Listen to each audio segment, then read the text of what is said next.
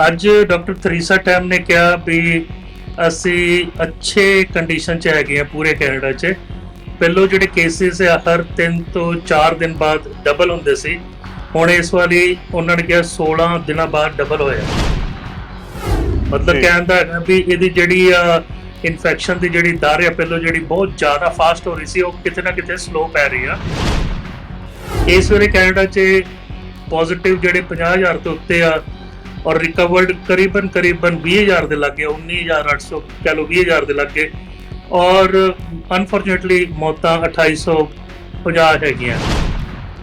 ਇਹਦੇ ਵਿੱਚ ਉਹਨਾਂ ਨੇ ਅੱਜ ਫੇਰ ਕਿਹਾ ਵੀ ਮਈ 5 ਤੱਕ, ਅੱਜ ਤੋਂ ਇੱਕ ਹਫ਼ਤੇ ਬਾਅਦ ਉਹ ਸੋਚਦੇ ਆ ਵੀ ਕਰੀਬਨ 3200 ਤੋਂ 3800 ਮੌਤਾਂ ਹੋ ਸਕਦੀਆਂ।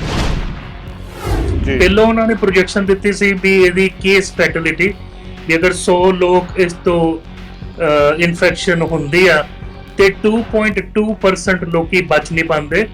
ਇਹ ਮਤਲਬ ਇੱਕ ਫਾਰਮੂਲਾ ਉਹਨਾਂ ਨੇ ਨਿਯੁਕਤ ਕੀਤਾ ਸੀ ਮਾਡਲ ਦੇ ਤੌਰ ਤੇ। ਔਰ ਉਦਾਂ ਵੀ ਜੂਨ ਦੇ ਮਿਡਲ 'ਚ ਜਿਹੜਾ ਸਕੂਲ ਸੀਜ਼ਨ ਹੈ ਐਂਡ ਹੋ ਜਾਂਦਾ। ਸੋ ਅਗਰ ਆਪਾਂ ਹੁਣ ਤੋਂ ਫੜੀਏ ਤੇ ਕਰੀਬਨ 6 ਹਫ਼ਤੇ ਰਹਿੰਦੇ ਆ।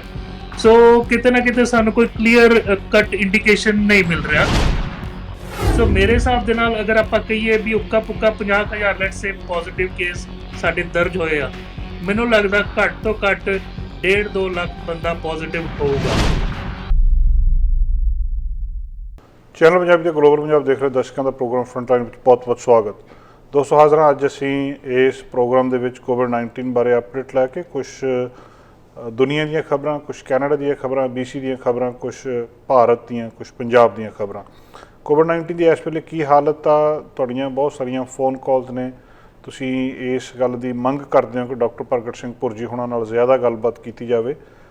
ਅਸੀਂ ਉਹਨਾਂ ਨੂੰ ਅੱਜ ਬੇਨਤੀ ਕੀਤੀ ਹੈ ਕਿ ਉਹ ਥੋੜ੍ਹਾ ਜਿਹਾ ਸਮੇਂ ਤੋਂ ਪਹਿਲਾਂ ਜ਼ਿਆਦਾ ਸਮੇਂ ਲਈ ਸਾਡੇ ਨਾਲ ਜੁੜਨ ਅਤੇ ਇਹਦੇ ਬਾਰੇ ਅਪਡੇਟਸ ਦੇਣ। ਡਾਕਟਰ ਪ੍ਰਗਟ ਸਿੰਘ ਭੁਰਜੀ ਸਾਡੇ ਨਾਲ ਨੇ, ਉਹਨਾਂ ਦੇ ਨਾਲ ਆਪਾਂ ਗੱਲਬਾਤ ਕਰਦੇ ਹਾਂ। ਡਾਕਟਰ ਸਾਹਿਬ ਬਹੁਤ ਬਹੁਤ ਸਵਾਗਤ ਹੈ ਜੀ, ਜੀ ਆਇਆਂ ਨੂੰ। ਬਹੁਤ ਬਹੁਤ ਧੰਨਵਾਦ ਜਸਕਰਨ ਜੀ, ਤੇ ਸਾਰੇ ਦੇਖਣ ਵਾਲਿਆਂ ਨੂੰ ਸਤਿ ਸ੍ਰੀ ਅਕਾਲ, ਨਮਸਤੇ, ਸਲਾਮ, ਆਦਾਬ, ਵਾਹਿਗੁਰੂ ਜੀ ਕਾ ਖਾਲਸਾ, ਵਾਹਿਗੁਰੂ ਜੀ ਕੀ ਫਤਿਹ। ਵਾਹਿਗੁਰੂ ਜੀ ਕੀ ਫਤਿਹ। ਡਾਕਟਰ ਸਾਹਿਬ ਕੀ ਹਾਲਤ ਆ ਜੀ ਅੱਜ ਦੇ ਦਿਨ, ਅਸੀਂ ਕਿੱਥੇ ਖੜੇ ਹਾਂ ਜੀ? ਅੱਜ ਡਾਕਟਰ ਥਰੀਸਾ ਟੈਮ ਨੇ ਕਿਹਾ ਵੀ ਅਸੀਂ ਅੱਛੇ ਕੰਡੀਸ਼ਨ 'ਚ ਹੈਗੇ ਆ ਪੂਰੇ ਕੈਨੇਡਾ 'ਚ। ਪਹਿਲੋਂ ਜਿਹੜੇ ਕੇਸਿਸ ਆ ਹਰ 3 ਤੋਂ 4 ਦਿਨ ਬਾਅਦ ਡਬਲ ਹੁੰਦੇ ਸੀ, ਹੁਣ ਇਸ ਵਾਰੀ ਉਹਨਾਂ ਨੇ ਕਿਹਾ 16 ਦਿਨਾਂ ਬਾਅਦ ਡਬਲ ਹੋਇਆ। ਮਤਲਬ ਕਹਿਣ ਦਾ ਹੈਗਾ ਵੀ ਇਹਦੀ ਜਿਹੜੀ ਆ ਇਨਫੈਕਸ਼ਨ ਦੀ ਜਿਹੜੀ ਦਰ ਆ ਪਹਿਲੋਂ ਜਿਹੜੀ ਬਹੁਤ ਜ਼ਿਆਦਾ ਫਾਸਟ ਹੋ ਰਹੀ ਸੀ, ਉਹ ਕਿਤੇ ਨਾ ਕਿਤੇ ਸਲੋ ਪੈ ਰਹੀ ਆ। ਇਸ ਵੇਲੇ ਕੈਨੇਡਾ 'ਚ ਪੋਜ਼ਿਟਿਵ ਜਿਹੜੇ 50,000 ਤੋਂ ਉੱਤੇ ਆ ਔਰ ਰਿਕਵਰਡ ਕਰੀਬਨ 20,000 ਦੇ ਲੱਗੇ, 19,800 ਕਹ ਲਓ 20,000 ਦੇ ਲੱਗੇ, ਔਰ ਅਨਫੋਰਚੂਨੇਟਲੀ ਮੌਤਾਂ 2,850 ਹੈਗੀਆਂ। ਇਹਦੇ ਵਿੱਚ ਉਹਨਾਂ ਨੇ ਅੱਜ ਫੇਰ ਕਿਹਾ ਵੀ ਮਈ 5 ਤੱਕ, ਅੱਜ ਤੋਂ ਇੱਕ ਹਫ਼ਤੇ ਬਾਅਦ ਉਹ ਸੋਚਦੇ ਆ ਵੀ ਕਰੀਬਨ 3200 ਤੋਂ 3800 ਮੌਤਾਂ ਹੋ ਸਕਦੀਆਂ। ਪਹਿਲਾਂ ਉਹਨਾਂ ਨੇ ਪ੍ਰੋਜੈਕਸ਼ਨ ਦਿੱਤੀ ਸੀ ਵੀ ਇਹਦੀ ਕੇਸ ਫੈਟੈਲਿਟੀ ਵੀ ਅਗਰ 100 ਲੋਕ ਇਸ ਤੋਂ ਇਨਫੈਕਸ਼ਨ ਹੁੰਦੀ ਆ ਤੇ 2.2% ਲੋਕੀ ਬਚ ਨਹੀਂ ਪਾਉਂਦੇ। ਇਹ ਮਤਲਬ ਇੱਕ ਫਾਰਮੂਲਾ ਉਹਨਾਂ ਨੇ ਨਿਯੁਕਤ ਕੀਤਾ ਸੀ ਮਾਡਲ ਦੇ ਤੌਰ ਤੇ, ਲੇਕਿਨ ਉਹਨਾਂ ਨੂੰ ਇਹ ਰਿਵਾਈਜ਼ ਕਰਨਾ ਪਿਆ ਔਰ ਅੱਜ ਉਹਨਾਂ ਨੇ ਕਿਹਾ ਵੀ ਨਹੀਂ, 5.5% ਜਿਹੜਾ ਹੈਗਾ ਇਹਦਾ ਕੇਸ ਫੈਟੈਲਿਟੀ ਰੇਟ ਆ ਵੀ ਅਗਰ 100 ਨੂੰ ਹੁੰਦਾ ਤੇ 5.5 ਲੈਟਸ ਸੇ ਵੀ ਅਗਰ 1000 ਨੂੰ ਹੁੰਦਾ ਤੇ 55 ਜਿਹੜੇ ਹੈਗੇ ਨਹੀਂ ਬਚ ਪਾਉਣਗੇ। ਇਹ ਇਸ ਲਈ ਉਹਨਾਂ ਨੇ ਕਿਹਾ ਕਿਉਂਕਿ ਉਦੋਂ ਉਹ ਸੋਚ ਰਹੇ ਸੀ ਵੀ ਰੈਸੀਡੈਂਸ਼ੀਅਲ ਕੇਅਰ ਹੋਮ 'ਚ ਸ਼ਾਇਦ ਇੰਨੀ ਟਰਬਲ ਨਹੀਂ ਆਉਗੀ। ਇਸ ਵੇਲੇ ਜਿਹੜਾ ਸਭ ਤੋਂ ਵੱਡਾ ਸਪੌਟ ਹੈਗਾ ਉਹ ਕਿਊਬੈਕ ਆ। ਸਭ ਤੋਂ ਵੱਡੇ ਕੇਸਿਸ ਵੀ ਉੱਥੇ ਜ਼ਿਆਦਾ ਔਰ ਮੌਤਾਂ ਵੀ ਜ਼ਿਆਦਾ, ਔਰ ਉਹਨਾਂ ਦੀ ਇਹ ਲੱਗ ਰਹੀ ਹੈ ਕਰੀਬਨ 80 to 90% ਉਹਨਾਂ ਦੇ ਜਿਹੜੇ ਡੈਥ ਹੈ ਉਹ ਰੈਸੀਡੈਂਸ਼ੀਅਲ ਕੇਅਰ ਹੋਮ ਤੋਂ ਆ ਰਹੇ ਆ। ਸੋ ਇਹ ਡੇਟਾ ਜਿਹੜਾ ਹੈਗਾ ਉਹਨਾਂ ਨੇ ਅੱਜ ਰਿਵਾਈਜ਼ ਕੀਤਾ। ਉਹਦੇ ਨਾਲ ਨਾਲ ਕਿਊਬੈਕ ਵਾਲੇ ਇਹ ਹੁਣ ਮੰਨ ਕੇ ਚੱਲ ਰਹੇ ਆ ਵੀ ਅਗਲੇ ਸੋਮਵਾਰ ਮਈ 4 ਨੂੰ ਉਹਨਾਂ ਨੇ ਕੁਝ ਰਿਟੇਲ, ਕੁਝ ਜਿਹੜਾ ਹੈਗਾ ਪ੍ਰੋਡਕਸ਼ਨ ਤੇ ਕੰਸਟਰਕਸ਼ਨ ਦੇ ਜਿਹੜੇ ਹੈਗੇ ਦਾਇਰੇ ਖੋਲ੍ਹਣੇ ਆ। 1.2 ਮਿਲੀਅਨ ਲੋਕੀ ਕਿਊਬੈਕ 'ਚ ਕੰਮ ਕਰਦੇ ਆ। ਉਹ ਕਹਿੰਦੇ ਪਹਿਲੇ ਫੇਜ਼ ਤੇ ਕਰੀਬਨ 4,50,000 ਲੋਕੀ ਕੰਮ ਤੇ ਆਉਣਗੇ, ਫਿਰ ਇਹ ਹੌਲੀ ਵਧਾਇਆ ਜਾਏਗਾ ਡਿਪੈਂਡਿੰਗ ਵੀ ਕੇਸ ਕੰਟਰੋਲ ਰਹਿੰਦੇ ਆ ਕਿ ਨਹੀਂ ਰਹਿੰਦੇ। ਸਕੂਲਾਂ ਦੀ ਵੀ ਪਿਛਲੀ ਵਾਰ ਮੈਂ ਗੱਲ ਕੀਤੀ ਸੀ, ਕਿਊਬੈਕ 11 ਸਾਲ ਤੱਕ ਮੀਨਸ 6ਵੀਂ ਤੱਕ ਆਪਣੇ ਸਕੂਲ ਜਿਹੜੇ 11 ਮਈ ਨੂੰ ਖੋਲਣ ਦੀ ਕੋਸ਼ਿਸ਼ ਕਰ ਰਿਹਾ ਬੱਚਿਆਂ ਵਾਸਤੇ ਜਿਹੜੇ ਨਿੱਕੇ ਆ। ਜੀ BC ਤੇ ਵੀ ਇਹ ਗੱਲ ਚੱਲੀ ਸੀ, ਇੱਧਰ ਦੇ ਐਜੂਕੇਸ਼ਨ ਮਿਨਿਸਟਰ ਨੂੰ ਇਹ ਡਾਇਰੈਕਟ ਸਵਾਲ ਪੁੱਛੇ ਗਿਆ ਅੱਜ ਵੀ ਸਾਨੂੰ ਦੱਸੋ ਵੀ ਸਾਡੇ ਬੱਚੇ ਸਕੂਲ ਕਦੋਂ ਜਾਣਗੇ, ਕਿਉਂਕਿ BC 'ਚ ਅੱਜ ਸਿਰਫ 2 ਮੌਤਾਂ ਹੋਈਆਂ, 50 ਨਵੇਂ ਕੇਸਿਸ ਆਏ ਆ, ਅਸੀਂ 2055 2050 ਦੇ ਲਾਗੇ ਟੋਟਲ ਕੇਸ ਆ, 105 ਡੈਥ ਆ, ਔਰ ਕਰੀਬਨ ਅਸੀਂ ਅੱਛੇ ਰਿਕਵਰੀ 'ਚ ਵੀ, ਔਰ ਬਹੁਤਾਤਰ ਸਾਡੇ ਆਲਮੋਸਟ ਕਹਿ ਲਓ 1800 ਕੇਸਿਸ ਤਾਂ ਲੋਅਰ ਮੇਨਲੈਂਡ 'ਚ ਆ, ਜਿੱਥੇ ਵੈਂਕੂਵਰ, ਗ੍ਰੇਟਰ ਵੈਂਕੂਵਰ, ਸਰੀ, ਡੈਲਟਾ, ਨਿਊ ਵੈਸਟ, ਰਿਚਮੰਡ ਜਾਂ ਹੋਰ ਜਿਹੜੀ ਸਿਟੀਜ਼ ਹੁੰਦੀਆਂ। ਸੋ ਉਹ ਕਹਿੰਦੇ ਵੀ ਮੈਂ ਅਜੇ ਕੋਈ ਡੇਟ ਨਹੀਂ ਦੇਣੀ, ਲੇਕਿਨ ਮੈਂ ਨਿਊਜ਼ੀਲੈਂਡ, ਕਿਉਂਕਿ ਨਿਊਜ਼ੀਲੈਂਡ 'ਚ ਸ਼ੁਰੂ ਹੈਗੇ ਕੱਲ ਤੋਂ ਸਕੂਲ, ਕਿਉਂਕਿ ਨਿਊਜ਼ੀਲੈਂਡ ਦੇ ਕੋਰੋਨਾ ਦੇ ਉੱਤੇ ਕਾਬੂ ਪਾ ਚੁੱਕੇ ਆ, ਵੀ ਸਾਡੀ ਵਿਜੇ ਹੋ ਚੁੱਕੀ ਆ। ਸੋ ਉਹ ਮਾਡਲ ਦੇਖ ਰਹੇ ਆ, ਨਾਲੇ ਕਈ ਸਟੇਟਸ ਆ ਉਹ ਵੀ ਸਕੂਲ ਓਪਨ ਕਰਨਾ ਚਾਹ ਰਹੇ ਆ, ਔਰ ਕਈ ਪ੍ਰੋਵਿੰਸ ਵੀ ਓਪਨ ਕਰਨਾ ਚਾਹ ਰਹੇ ਆ। ਸੋ ਕਹਿੰਦੇ ਵੀ ਉਹਨੂੰ ਸਟੱਡੀ ਕਰਕੇ ਫਿਰ ਉਹ ਦੇਖਣਗੇ। ਲੇਕਿਨ ਉਹਨਾਂ ਨੇ ਇਹ ਹਿੰਟ ਦਿੱਤਾ ਵੀ ਸ਼ਾਇਦ ਇਸ ਸਾਲ BC ਦੇ ਵਿੱਚ ਬੱਚੇ ਸਕੂਲ 'ਚ ਨਹੀਂ ਜਾਣਗੇ, ਵਰਚੁਅਲ ਹੀ ਉਹਨਾਂ ਦੀ ਜਿਹੜੀ ਕੋਚਿੰਗ ਹੋਊਗੀ, ਔਰ ਉਦਾਂ ਵੀ ਜੂਨ ਦੇ ਮਿਡਲ 'ਚ ਜਿਹੜਾ ਸਕੂਲ ਸੀਜ਼ਨ ਹੈ ਐਂਡ ਹੋ ਜਾਂਦਾ। ਸੋ ਅਗਰ ਆਪਾਂ ਹੁਣ ਤੋਂ ਫੜੀਏ ਤੇ ਕਰੀਬਨ 6 ਹਫ਼ਤੇ ਰਹਿੰਦੇ ਆ। ਸੋ ਕਿਤੇ ਨਾ ਕਿਤੇ ਸਾਨੂੰ ਕੋਈ ਕਲੀਅਰ ਕੱਟ ਇੰਡੀਕੇਸ਼ਨ ਨਹੀਂ ਮਿਲ ਰਿਹਾ। ਓਨਟਾਰੀਓ ਵਾਲੇ ਵੀ ਈਗਰ ਹੈਗੇ ਓਪਨ ਕਰਨ ਨੂੰ, ਲੇਕਿਨ ਉਹਨਾਂ ਨੇ ਡੇਟ ਕੋਈ ਨਹੀਂ ਦਿੱਤੀ। ਜਿਹੜੇ ਐਟਲਾਂਟਿਕ ਕੈਨੇਡਾ ਵਾਲੇ ਆ ਉਹ ਵੀ ਸਟੈਪ ਬਾय ਸਟੈਪ ਕਰ ਰਹੇ, ਕਿਉਂਕਿ ਉੱਥੇ ਕੇਸਿਸ ਘੱਟ ਆ, ਨਿਊ ਬ੍ਰੰਸਵਿਕ, PEI ਵਗੈਰਾ ਇਹਨਾਂ 'ਚ ਵੀ ਘੱਟ ਆ। ਓਵਰਆਲ ਸੰਸਾਰ ਦੇ ਵਿੱਚ ਕਰੀਬਨ 3 ਮਿਲੀਅਨ ਤੋਂ ਉੱਤੇ ਟੱਪ ਗਿਆ, ਜਿਹੜੇ ਰਿਕਵਰ ਹੋਏ ਆ ਉਹ ਵੀ ਮਿਲੀਅਨ ਤੋਂ ਉੱਤੇ ਟੱਪ ਗਏ ਆ, ਔਰ ਅਨਫੋਰਚੂਨੇਟਲੀ ਮੌਤਾਂ 2 ਲੱਖ 8 9 ਜਾਂ 10,000 ਦੇ ਲੱਗੇ ਆ। ਇਹਦੇ ਵਿੱਚ ਜਿਹੜਾ center for disease control America, ਸਾਡਾ ਸੈਂਟਰ ਫॉर ਡਿਜ਼ੀਜ਼ ਕੰਟਰੋਲ, ਉਹਨਾਂ ਨੇ ਇਹਦੇ ਉੱਤੇ ਕੋਈ ਬਿਆਨਬਾਨੀ ਨਹੀਂ ਦਿੱਤੀ।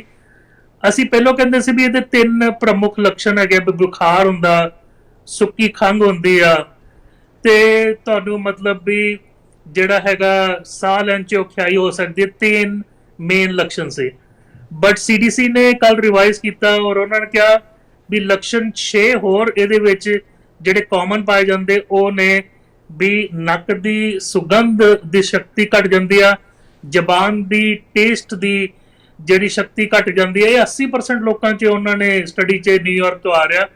ਫਿਰ ਸੋਰ ਥਰੋਟ, ਵੀ ਗਲੇ ਦੇ ਸਾਡੇ ਮਸਲਸ ਜਿਹੜੇ ਹੈਗੇ ਬਹੁਤ ਦੁਖਣੇ, ਹੱਡ ਪੈਰ ਦੁਖਣੇ, ਏਦਾਂ ਲੱਗਣਾ ਵੀ ਮੈਂ ਤੋਰ ਹੀ ਨਹੀਂ ਸਕਦਾ, ਫਟੀਗ ਜਿਹਨੂੰ ਕਹਿੰਦੇ ਕਮਜ਼ੋਰੀ, ਔਰ ਜਿਹੜਾ ਨਾ ਕਾਂਬਾ ਇੱਕ ਤਾਂ ਹੋਣਾ ਵੀ ਸਾਨੂੰ ਠੰਡ ਲੱਗ ਰਹੀ ਆ, ਦੂਜਾ ਸ਼ੇਕਿੰਗ ਹੋਣਾ ਜਿਹਨੂੰ ਚਿਲਸ ਕਹਿੰਦੇ ਆ। ਸੋ ਉਹ ਵੀ ਉਹਨਾਂ ਨੇ ਸਾਹਮਣੇ ਲੈ ਕੇ ਆਂਦਾ ਵੀ ਅਗਰ ਕਿਸੇ ਨੂੰ ਇਹ ਵੀ ਲੱਛਣ ਹੈਗੇ ਆ ਤਾਂ ਉਹਨਾਂ ਦਾ ਕੋਵਿਡ ਟੈਸਟ ਕਰਨਾ ਚਾਹੀਦਾ। ਸੋ ਮੈਨੂੰ ਲੱਗਦਾ ਵੀ ਹੁਣ ਕੋਵਿਡ ਜਿਹੜਾ ਹੈਗਾ, ਮੰਨਦੇ ਹਾਂ ਅਸੀਂ ਵੀ ਸਾਡੇ ਸਾਹ ਦੀ ਪ੍ਰਣਾਲੀ ਨੂੰ ਨੱਕ ਤੋਂ ਲੈ ਕੇ ਲੰਗਸ ਤੱਕ ਜ਼ਿਆਦਾ ਅਫੈਕਟ ਕਰਦਾ, ਲੇਕਿਨ ਕਿਹੜੇ ਵੀ ਆਰਗਨ ਨੂੰ ਅਫੈਕਟ ਕਰ ਸਕਦਾ। ਸੋ ਇਹਦੇ ਜ਼ਿਆਦਾ ਵਿਜੀਲੈਂਟ ਹੋਣਾ ਚਾਹੀਦਾ। ਅਗਰ ਲੱਛਣ ਹੈਗੇ ਆ ਤੇ ਉਹਦੀ ਟੈਸਟਿੰਗ ਹੋਣੀ ਚਾਹੀਦੀ। ਇਸ ਵੇਲੇ ਕੈਨੇਡਾ ਦੇ ਵਿੱਚ ਸਿਰਫ 7,80,000 ਵਿਅਕਤੀ ਟੈਸਟ ਹੋਏ, ਉਹਦੇ ਚੋਂ 7% ਪੋਜ਼ਿਟਿਵ ਆਇਆ। ਔਰ ਮਾਨਯੋਗ ਸਾਡੇ ਜਿਹੜੇ ਥਰੀਸਾ ਟੈਮ ਹੈਗੇ ਆ, ਔਰ ਹੈਲਥ ਮਿਨਿਸਟਰ ਹੈਗੇ ਆ, ਉਹ ਕਹਿੰਦੇ ਆ ਵੀ ਅਸੀਂ 60,000 ਟੈਸਟਿੰਗ ਐਵਰੀਡੇ ਕਰਨਾ ਮੰਗਦੇ ਆ। ਔਰ ਮੈਨੂੰ ਲੱਗਦਾ ਵੀ ਸਾਨੂੰ ਉਸ ਤੋਂ ਜ਼ਿਆਦਾ ਡੇਟਾ ਮਿਲੂਗਾ ਵੀ ਐਗਜ਼ੈਕਟ ਪੋਪੂਲੇਸ਼ਨ ਕਿੰਨੀ ਕਿ ਇਨਫੈਕਟ ਹੋਈ ਹੈ, ਕਿਉਂਕਿ ਪਹਿਲਾਂ ਜਦੋਂ ਟੈਸਟਿੰਗ ਹੁੰਦੀ ਸੀ ਹਰ ਇੱਕ ਦੀ ਟੈਸਟਿੰਗ ਨਹੀਂ ਹੁੰਦੀ ਸੀ, ਉਹਨਾਂ ਨੂੰ ਆਈਸੋਲੇਸ਼ਨ 'ਚ ਭੇਜਿਆ ਜਾਂਦਾ ਸੀ। ਸੋ ਸਭ ਤੋਂ ਜ਼ਿਆਦਾ ਕੰਟਰੀ ਜਿਨ੍ਹਾਂ ਨੇ ਟੈਸਟਿੰਗ ਕੀਤੀ ਹੈਗੀ ਉਹ ਹੈਗੀ ਅਮਰੀਕਾ, ਔਰ ਅਸੀਂ ਵੀ ਕੋਸ਼ਿਸ਼ ਕਰ ਰਹੇ ਹਾਂ ਵੀ ਸਾਨੂੰ ਜ਼ਿਆਦਾ ਮਤਲਬ ਇਹਦੇ ਵਿੱਚ ਸਹਾਇਤਾ ਮਿਲੇ।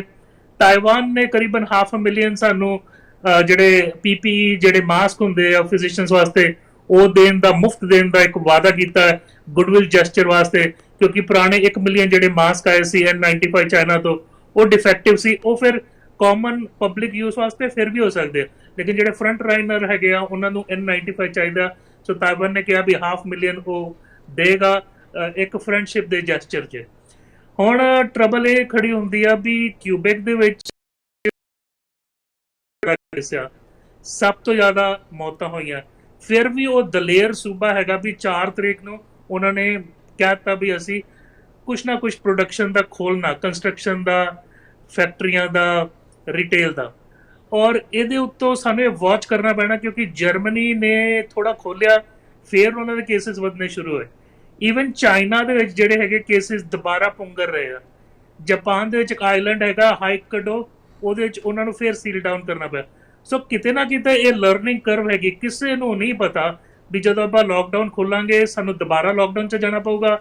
ਹੋ ਸਕਦਾ ਬਾਰ-ਬਾਰ ਲੋਕਡਾਊਨ ਦੀ ਇੱਕ ਪ੍ਰਣਾਲੀ ਚੱਲੇ।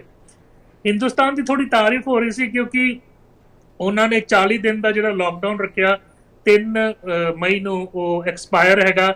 ਮੈਨੂੰ ਨਹੀਂ ਪਤਾ ਉਹਨਾਂ ਦੀ ਹੈਲਥ ਮਿਨਿਸਟਰੀ ਇਹਨੂੰ ਕੈਰੀ ਔਨ ਕਰੂਗੀ ਕਿ ਨਹੀਂ ਕਰੂਗੀ, ਲੇਕਿਨ ਹਿੰਦੁਸਤਾਨ ਦੇ ਵਿੱਚ ਕੇਸਿਸ ਅਗਰ ਤੁਸੀਂ ਕਹੀਏ ਤੇ ਮੌਤਾਂ ਸਿਰਫ 1000 ਹੋਈਆਂ, ਹਾਲਾਂਕਿ 1.3 ਬਿਲੀਅਨ ਦੀ ਉਹ ਕੰਟਰੀ ਹੈਗੀ ਆ। ਸੋ ਇਹਦੇ ਵਿੱਚ ਕਿਤੇ ਨਾ ਕਿਤੇ ਉਹ ਕਹਿੰਦੇ ਆ ਵੀ ਜਿਹੜੀ ਪੂਰੀ ਕੰਟਰੀ ਇੱਕਦਮ ਲੋਕਡਾਊਨ ਸਟ੍ਰਿਕ ਕੀਤੀ ਸੀ, ਸ਼ਾਇਦ ਉਹਦਾ ਅਸਰ ਆ। ਸ਼ਾਇਦ ਸਾਡਾ ਇਮਿਊਨ ਸਿਸਟਮ ਪੰਜਾਬੀਆਂ ਦਾ, ਹਿੰਦੁਸਤਾਨੀਆਂ ਦਾ ਸਟਰੋਂਗ ਆ। ਸ਼ਾਇਦ BCG ਜਿਹੜਾ ਟੀਕਾ ਲੱਗਾ ਉਹ ਪ੍ਰੋਟੈਕਟ ਕਰਦਾ, ਲੇਕਿਨ ਕਿਸੇ ਨੂੰ ਇਹਦੇ ਪ੍ਰਤੀ ਕੋਈ ਵੀ 100% ਨੌਲੇਜ ਨਹੀਂ ਹੈਗੀ ਇਸ ਵੇਲੇ। ਡਾਕਟਰ ਸਾਹਿਬ, ਇਹ ਕਿੱਦਾਂ ਪਤਾ ਲੱਗੂਗਾ? ਇੱਕ ਸਵਾਲ ਆਇਆ ਵੀ ਸਾਡੇ ਜਾਂ ਪੂਰੀ ਦੁਨੀਆ ਦੇ ਵਿੱਚ ਜਾਂ ਕੈਨੇਡਾ ਦੇ ਵਿੱਚ ਜਿਹੜੀ ਇਹਦੀ ਪੈਂਡੈਮਿਕ ਦੀ ਪੀਕ ਆ ਉਹ ਆ ਚੁੱਕੀ ਆ ਜਾਂ ਅਜੇ ਆਉਣੀ ਹੈ? ਦੇਖੋ ਆ ਚੁੱਕੀ, ਕਿਉਂਕਿ ਥਰੀਸਾ ਟੈਬ ਨੇ ਵੀ ਕਿਹਾ ਵੀ ਪਹਿਲਾਂ ਕੇਸਿਸ ਡਬਲ ਹੁੰਦੇ ਸੀ ਹਰ ਤੀਜੇ ਤੋਂ ਚੌਥੇ ਦਿਨ। ਅੱਜ ਉਹਨਾਂ ਨੇ ਕਿਹਾ ਵੀ 16 ਦਿਨ ਬਾਅਦ ਕੇਸਿਸ ਡਬਲ ਹੋਇਆ। ਸੋ ਕੇਸਿਸ ਦੀ ਦਰ ਜਿਹੜੀ ਹੈਗੀ ਹੈ ਘਟ ਗਈ ਆ, ਲੇਕਿਨ ਆਪਾਂ ਟੈਸਟਿੰਗ ਹੀ ਬੜੀ ਸਿਲੈਕਟਿਵ ਕੀਤੀ ਆ। ਸੋ ਮੇਰੇ ਹਿਸਾਬ ਦੇ ਨਾਲ ਅਗਰ ਆਪਾਂ ਕਹੀਏ ਵੀ ਉੱਕਾ ਪੁੱਕਾ 50,000 ਲੈਟਸ ਸੇ ਪੋਜ਼ਿਟਿਵ ਕੇਸ ਸਾਡੇ ਦਰਜ ਹੋਏ ਆ, ਮੈਨੂੰ ਲੱਗਦਾ ਘੱਟ ਤੋਂ ਘੱਟ 1.5-2 ਲੱਖ ਬੰਦਾ ਪੋਜ਼ਿਟਿਵ ਹੋਊਗਾ। ਕਿਉਂਕਿ ਕਈ ਤਾਂ ਆਪਾਂ ਟੈਸਟ ਹੀ ਨਹੀਂ ਕੀਤੇ, ਕਈਆਂ ਨੂੰ ਉਦਾਂ ਹੀ ਅਸੀਂ 14 ਦਿਨ ਦੇ ਅਸੀਂ ਕਿਹਾ ਵੀ ਤੁਸੀਂ ਆਈਸੋਲੇਸ਼ਨ 'ਚ ਜਾਓ, ਕਈਆਂ ਨੂੰ ਸਿੰਪਟਮਸ ਇੰਨੇ ਮਾਈਲਡ ਸੀ। ਔਰ ਡੇਟਾ ਸਾਡੇ ਕੋਲ ਨਿਊਯਾਰਕ ਤੋਂ ਫੇਰ ਆਇਆ ਵੀ ਐਂਡਰੂ ਕੁਮੋ ਸਾਹਿਬ ਕਹਿੰਦੇ ਵੀ 24% ਉਹਨਾਂ ਨੇ ਨਾ ਰੈਂਡਮਲੀ ਐਂਟੀਬਾਡੀ ਟੈਸਟ ਕੀਤੀਆਂ ਵਿਅਕਤੀ ਦੀਆਂ ਹਰ ਇੱਕ ਕਾਊਂਟੀ 'ਚ ਜਾ ਕੇ, 24% ਲੋਕਾਂ ਦੀ ਐਂਟੀਬਾਡੀ ਪੋਜ਼ਿਟਿਵ ਆਈ ਆ ਵੀ ਉਹਨਾਂ ਦਾ ਕਰੋਨਾ ਵਾਇਰਸ ਦੇ ਨਾਲ ਵਾਹ ਪੈ ਚੁੱਕਿਆ। ਹਾਲਾਂਕਿ ਉਹਨਾਂ ਨੂੰ ਪਤਾ ਵੀ ਨਹੀਂ ਸੀ ਜਾਂ ਲੱਛਣ ਇੰਨੇ ਮਾਈਲਡ ਸੀ ਜਾਂ ਉਹ ਏਸਿਮਟੋਮੈਟਿਕ, ਕਿਉਂਕਿ ਏਸਿਮਟੋਮੈਟਿਕ ਕੇਸਿਸ ਵੀ 25% ਤੋਂ 50% ਇਹਦੇ ਹੈਗੇ ਆ। ਔਰ ਖਾਸ ਕਰਕੇ ਜਿਹੜੇ ਬੱਚੇ ਆ ਔਰ ਜਿਹੜਾ ਯੂਥ ਆ ਉਹਨਾਂ ਨੂੰ ਵੀ ਇਹ ਬਹੁਤ ਹੀ ਮਾਈਲਡ ਹੁੰਦਾ ਜਾਂ ਉਹਨਾਂ ਨੂੰ ਪਤਾ ਨਹੀਂ ਲੱਗਦਾ। ਅੱਜ ਕਨਿਕਾ ਕਪੂਰ ਨੂੰ ਪੁੱਛਿਆ ਗਿਆ ਵੀ ਅਗਰ ਤੈਨੂੰ ਪਤਾ ਸੀ ਵੀ ਕਰੋਨਾ ਹੈਗਾ ਵੀ ਤੂੰ ਕਿਉਂ ਨਹੀਂ ਆਪਣੀ ਟੈਸਟਿੰਗ ਕਰਾਈ? ਉਹ ਕਹਿੰਦੇ ਵੀ ਮੈਨੂੰ ਤਾਂ ਕੋਈ ਲੱਛਣ ਹੀ ਨਹੀਂ, ਨਾ ਬੁਖਾਰ ਹੋਇਆ ਨਾ ਜ਼ੁਕਾਮ ਹੋਈ। ਸੋ ਉਦਾਂ ਹੀ ਟੈਸਟਿੰਗ, ਰੈਂਡਮ ਟੈਸਟਿੰਗ ਤੇ ਮੇਰਾ ਪੋਜ਼ਿਟਿਵ ਆਇਆ। ਸੋ ਇਹੋ ਜਿਹੇ ਕੇਸਿਸ ਵੀ ਬਹੁਤ ਹੈਗੇ ਆ ਜਿਹੜੇ ਇਹਨੂੰ ਫੈਲਾ ਰਹੇ ਆ। ਇਸ ਲਈ ਜਦੋਂ ਆਪਾਂ ਹੁਣ ਇਲੈਕਟਿਵ ਸਰਜਰੀ ਜਦੋਂ ਖੋਲਣੀ ਆ, ਇਹ ਪਹਿਲਾ ਫੇਜ਼ ਤਾਂ BC 'ਚ ਇਲੈਕਟਿਵ ਸਰਜਰੀ ਦਾ ਖੁੱਲੂਗਾ, ਜਿਹੜੇ ਵੇਟ ਕਰ ਰਹੇ ਆਪਣੀ ਸਰਜਰੀ, ਉਦੋਂ ਸਾਰਿਆਂ ਦਾ ਜਿਹੜਾ ਹੈਗਾ ਟੈਸਟ ਕਰਨਾ ਪਊਗਾ। ਅਗਰ ਕਈਆਂ ਨੂੰ ਨੈਗੇਟਿਵ ਆਉਂਦਾ ਔਰ ਸ਼ੱਕ ਪੈਂਦਾ ਤੇ ਇੱਕ ਵਾਰੀ ਫੇਰ ਉਹਨਾਂ ਨੂੰ ਟੈਸਟ ਕਰਨਾ ਪਊਗਾ। ਔਰ ਇਹਦੇ ਜਿਹੜੀ ਨਾ ਟੈਸਟਿੰਗ ਦੀ ਨਾ 2 ਵਿਧੀ ਹੁੰਦੀ, ਇੱਕ ਹੁੰਦੀ ਸੈਂਸਿਟੀਵਿਟੀ, ਇੱਕ ਹੁੰਦੀ ਸਪੈਸੀਫਿਸਿਟੀ। ਸਪੈਸੀਫਿਸਿਟੀ ਹੁੰਦੀ ਹੈ ਵੀ ਉਹੀ ਚੀਜ਼ ਵਾਸਤੇ ਇਹ ਪੋਜ਼ਿਟਿਵ ਆਊਗਾ, ਹੋਰ ਚੀਜ਼ ਵਾਸਤੇ ਪੋਜ਼ਿਟਿਵ ਨਹੀਂ ਆਊਗਾ। ਸੋ ਜਿਹੜਾ ਕਰੋਨਾ ਦਾ ਜਿਹੜਾ ਟੈਸਟ ਆ ਉਹ ਸਪੈਸੀਫਿਕ ਤਾਂ ਹੈਗਾ 90%, ਲੇਕਿਨ ਇਹਦੀ ਸੈਂਸਿਟੀਵਿਟੀ ਹੁੰਦੀ ਆ ਵੀ ਕਿੰਨੀ ਛੇਤੀ ਇਹ ਪੋਜ਼ਿਟਿਵ ਆਊਗਾ, ਕਿਤੇ ਹੋਰ ਲੋਕਾਂ ਦੇ ਵਿੱਚ ਨਾ ਆ ਜਾਵੇ ਜਿਨ੍ਹਾਂ ਨੂੰ ਹੈ ਨਹੀਂ ਵੀ ਉਹਦੇ 'ਚ ਫਾਲਸਲੀ ਪੋਜ਼ਿਟਿਵ ਨਾ ਆ ਜਾਏ। ਉਹ 75% ਆ। ਫਿਰ ਟੈਸਟਿੰਗ ਜਦੋਂ ਕਰਦੇ ਆ, ਨੱਕ ਦੇ ਵਿੱਚ ਗਲੇ ਦੇ ਵਿੱਚ ਸਵਾਬ ਪਾਉਣਾ, ਉਹ ਟੈਕਨੀਸ਼ੀਅਨ ਦੇ ਉੱਤੇ, ਨਰਸ ਦੇ ਉੱਤੇ, ਡਾਕਟਰ ਦੇ ਉੱਤੇ ਨਿਰਭਰ ਕਰਦਾ ਵੀ ਉਹ ਕਿੱਥੇ ਤੱਕ ਪਾਉਂਦੇ ਆ, ਸੈਂਪਲ ਕਿੱਥੋਂ ਹੁੰਦਾ। ਫਿਰ ਇਨੀਸ਼ੀਅਲ ਫੇਜ਼ 'ਚ ਜਿਹਨੂੰ ਕੋਵਿਡ ਹੈਗਾ ਉਹ ਹੋ ਸਕਦਾ ਵੀ ਉਹ ਵਾਇਰਸ ਇੰਨਾ ਸ਼ੈਡ ਨਾ ਕਰ ਰਿਹਾ ਹੋਵੇ, ਹੋ ਸਕਦਾ ਤੀਜੇ ਚੌਥੇ ਦਿਨ ਉਹਦੇ ਵਿੱਚ ਵਾਇਰਸ ਜ਼ਿਆਦਾ ਹੋਵੇ। ਸੋ ਤੁਸੀਂ ਕਿਸ ਦਿਨ ਟੈਸਟਿੰਗ ਕੀਤੀ ਉਹਦੇ ਉੱਤੇ ਵੀ ਨਿਰਭਰ ਕਰਦਾ। ਸੋ ਇਹ ਲਰਨਿੰਗ ਸਾਡੇ ਲਈ ਹੈਗੀ ਆ ਮੈਡੀਕਲ ਫੈਕਲਟੀ ਵਾਸਤੇ ਵੀ ਇਹ ਵਾਇਰਸ ਜਿਹੜਾ ਹੈਗਾ ਇਹ 14 ਕੁ ਦਿਨ ਦਾ ਇਹਦਾ ਪੀਰੀਅਡ ਜ਼ਰੂਰ ਹੈਗਾ, ਲੇਕਿਨ ਜਦੋਂ ਟੈਸਟਿੰਗ ਕਰਦੇ ਆ ਕਿਸ ਦਿਨ ਕੀਤੀ ਉਹ ਵੀ ਇੰਪੋਰਟੈਂਟ ਹੈ, ਕਿੰਨੇ ਕੀਤੀ ਉਹ ਵੀ ਇੰਪੋਰਟੈਂਟ ਆ। ਹੁਣ ਮਸ਼ੀਨਾਂ ਜਿਹੜੀਆਂ ਜ਼ਿਆਦਾ ਲੈ ਕੇ ਆਈਆਂ ਜਾ ਰਹੀਆਂ ਵੀ ਰੈਪਿਡ ਟੈਸਟਿੰਗ ਹੋਵੇ, ਜ਼ਿਆਦਾ ਲੋਕਾਂ ਦੀ ਟੈਸਟਿੰਗ ਹੋਵੇ। ਔਰ ਹੈਲਥ ਕੈਨੇਡਾ ਜਿਹੜੀ ਐਂਟੀਬਾਡੀ ਟੈਸਟਿੰਗ ਆ ਉਹਦੇ ਉੱਤੇ ਵੀ ਗੌਰ ਫਰਮਾ ਰਹੀ ਆ, ਕਿਉਂਕਿ ਇਵੈਂਚੁਅਲੀ ਸਾਨੂੰ ਉਹ ਬਹੁਤ ਸੌਖੇ ਤਰੀਕੇ ਦੇ ਨਾਲ ਪਤਾ ਲੱਗ ਸਕੂਗਾ ਵੀ ਕਿਹਨੂੰ ਹੋਇਆ। ਔਰ ਉਹ 10-15 ਮਿੰਟ 'ਚ ਰਿਜ਼ਲਟ, ਜਿੱਦਾਂ ਬਲੱਡ ਸ਼ੂਗਰ ਦਾ ਸਟਿਕ ਹੁੰਦੀ ਆ, ਇੱਕ ਖੂਨ ਦੇ ਕਤਰੇ ਦੇ ਨਾਲ ਕੀਤਾ ਜਾ ਸਕੂਗਾ। ਉਹੀ ਟੈਸਟਿੰਗ ਉਹਨਾਂ ਨੇ ਨਿਊਯਾਰਕ 'ਚ ਕੀਤੀ। ਇੰਡੀਆ 'ਚ ਵੀ ਐਂਟੀਬਾਡੀ ਟੈਸਟਿੰਗ ਹੈਗੀ ਆ, ਅਵੇਲੇਬਲ ਹੈਗੀ ਆ। ਮੈਨੂੰ ਖਬਰ ਮਿਲੀ ਸੀ, ਦੇਖੋ ਬਹੁਤ ਲੋਕੀ ਆ ਉਹਨਾਂ ਦੀ ਰੋਜੀ ਰੋਟੀ ਜਿਹੜੀ ਹੈਗੀ ਆ ਉਹਦੀ ਪ੍ਰੋਬਲਮ ਪੈ ਗਈ, ਜੌਬਾਂ ਦੀ ਪ੍ਰੋਬਲਮ ਪੈ ਗਈ, ਇਕਨੋਮੀ ਥੱਲੇ ਚਲ ਗਈ, ਲੇਕਿਨ ਇਹਦੇ ਵਿੱਚ ਬਹੁਤ ਲੋਕਾਂ ਨੇ ਪੈਸੇ ਵੀ ਬਣਾਏ। ਮੈਨੂੰ ਇਹ ਪਤਾ ਲੱਗਾ ਵੀ ਐਮਾਜ਼ੋਨ ਜਿਹੜਾ ਹੈਗਾ ਉਹਦੇ ਸ਼ੇਅਰਸ ਵੱਧ ਗਏ, ਉਹਦੀ ਓਵਰਆਲ ਕਮਾਈ ਵੱਧ ਗਈ। ਔਰ ਜਿਹੜਾ ਇਹ ਡਾਇਗਨੋਸਟਿਕ ਕਿਟ ਹੈਗਾ ਐਂਟੀਬਾਡੀ ਦਾ, ਸ਼ਾਇਦ ਉਹ ਹੋਮ ਯੂਜ਼ ਵਾਸਤੇ ਵੀ ਉਹਨੂੰ ਪਰਚੇਸ ਕਰਨ ਦੀ ਕੋਸ਼ਿਸ਼ ਕਰ ਰਿਹਾ। ਦੇਖੋ, ਹਰ ਬਿਜ਼ਨਸ ਮਾਡਲ ਚਾਹੁੰਦਾ ਵੀ ਉਹਦੇ ਪੈਸੇ ਬਣਨ, ਲੇਕਿਨ ਸਾਨੂੰ ਹਮੇਸ਼ਾ ਹੀ ਸਾਡੇ ਪ੍ਰੋਵਿੰਸ਼ੀਅਲ ਔਰ ਫੈਡਰਲ ਜਿਹੜੇ ਹੈਲਥ ਰੈਗੂਲੇਟਰਸ ਆ ਉਹਨਾਂ ਦੀ ਗੱਲ ਤੇ ਜਾਣਾ ਪੈਣਾ।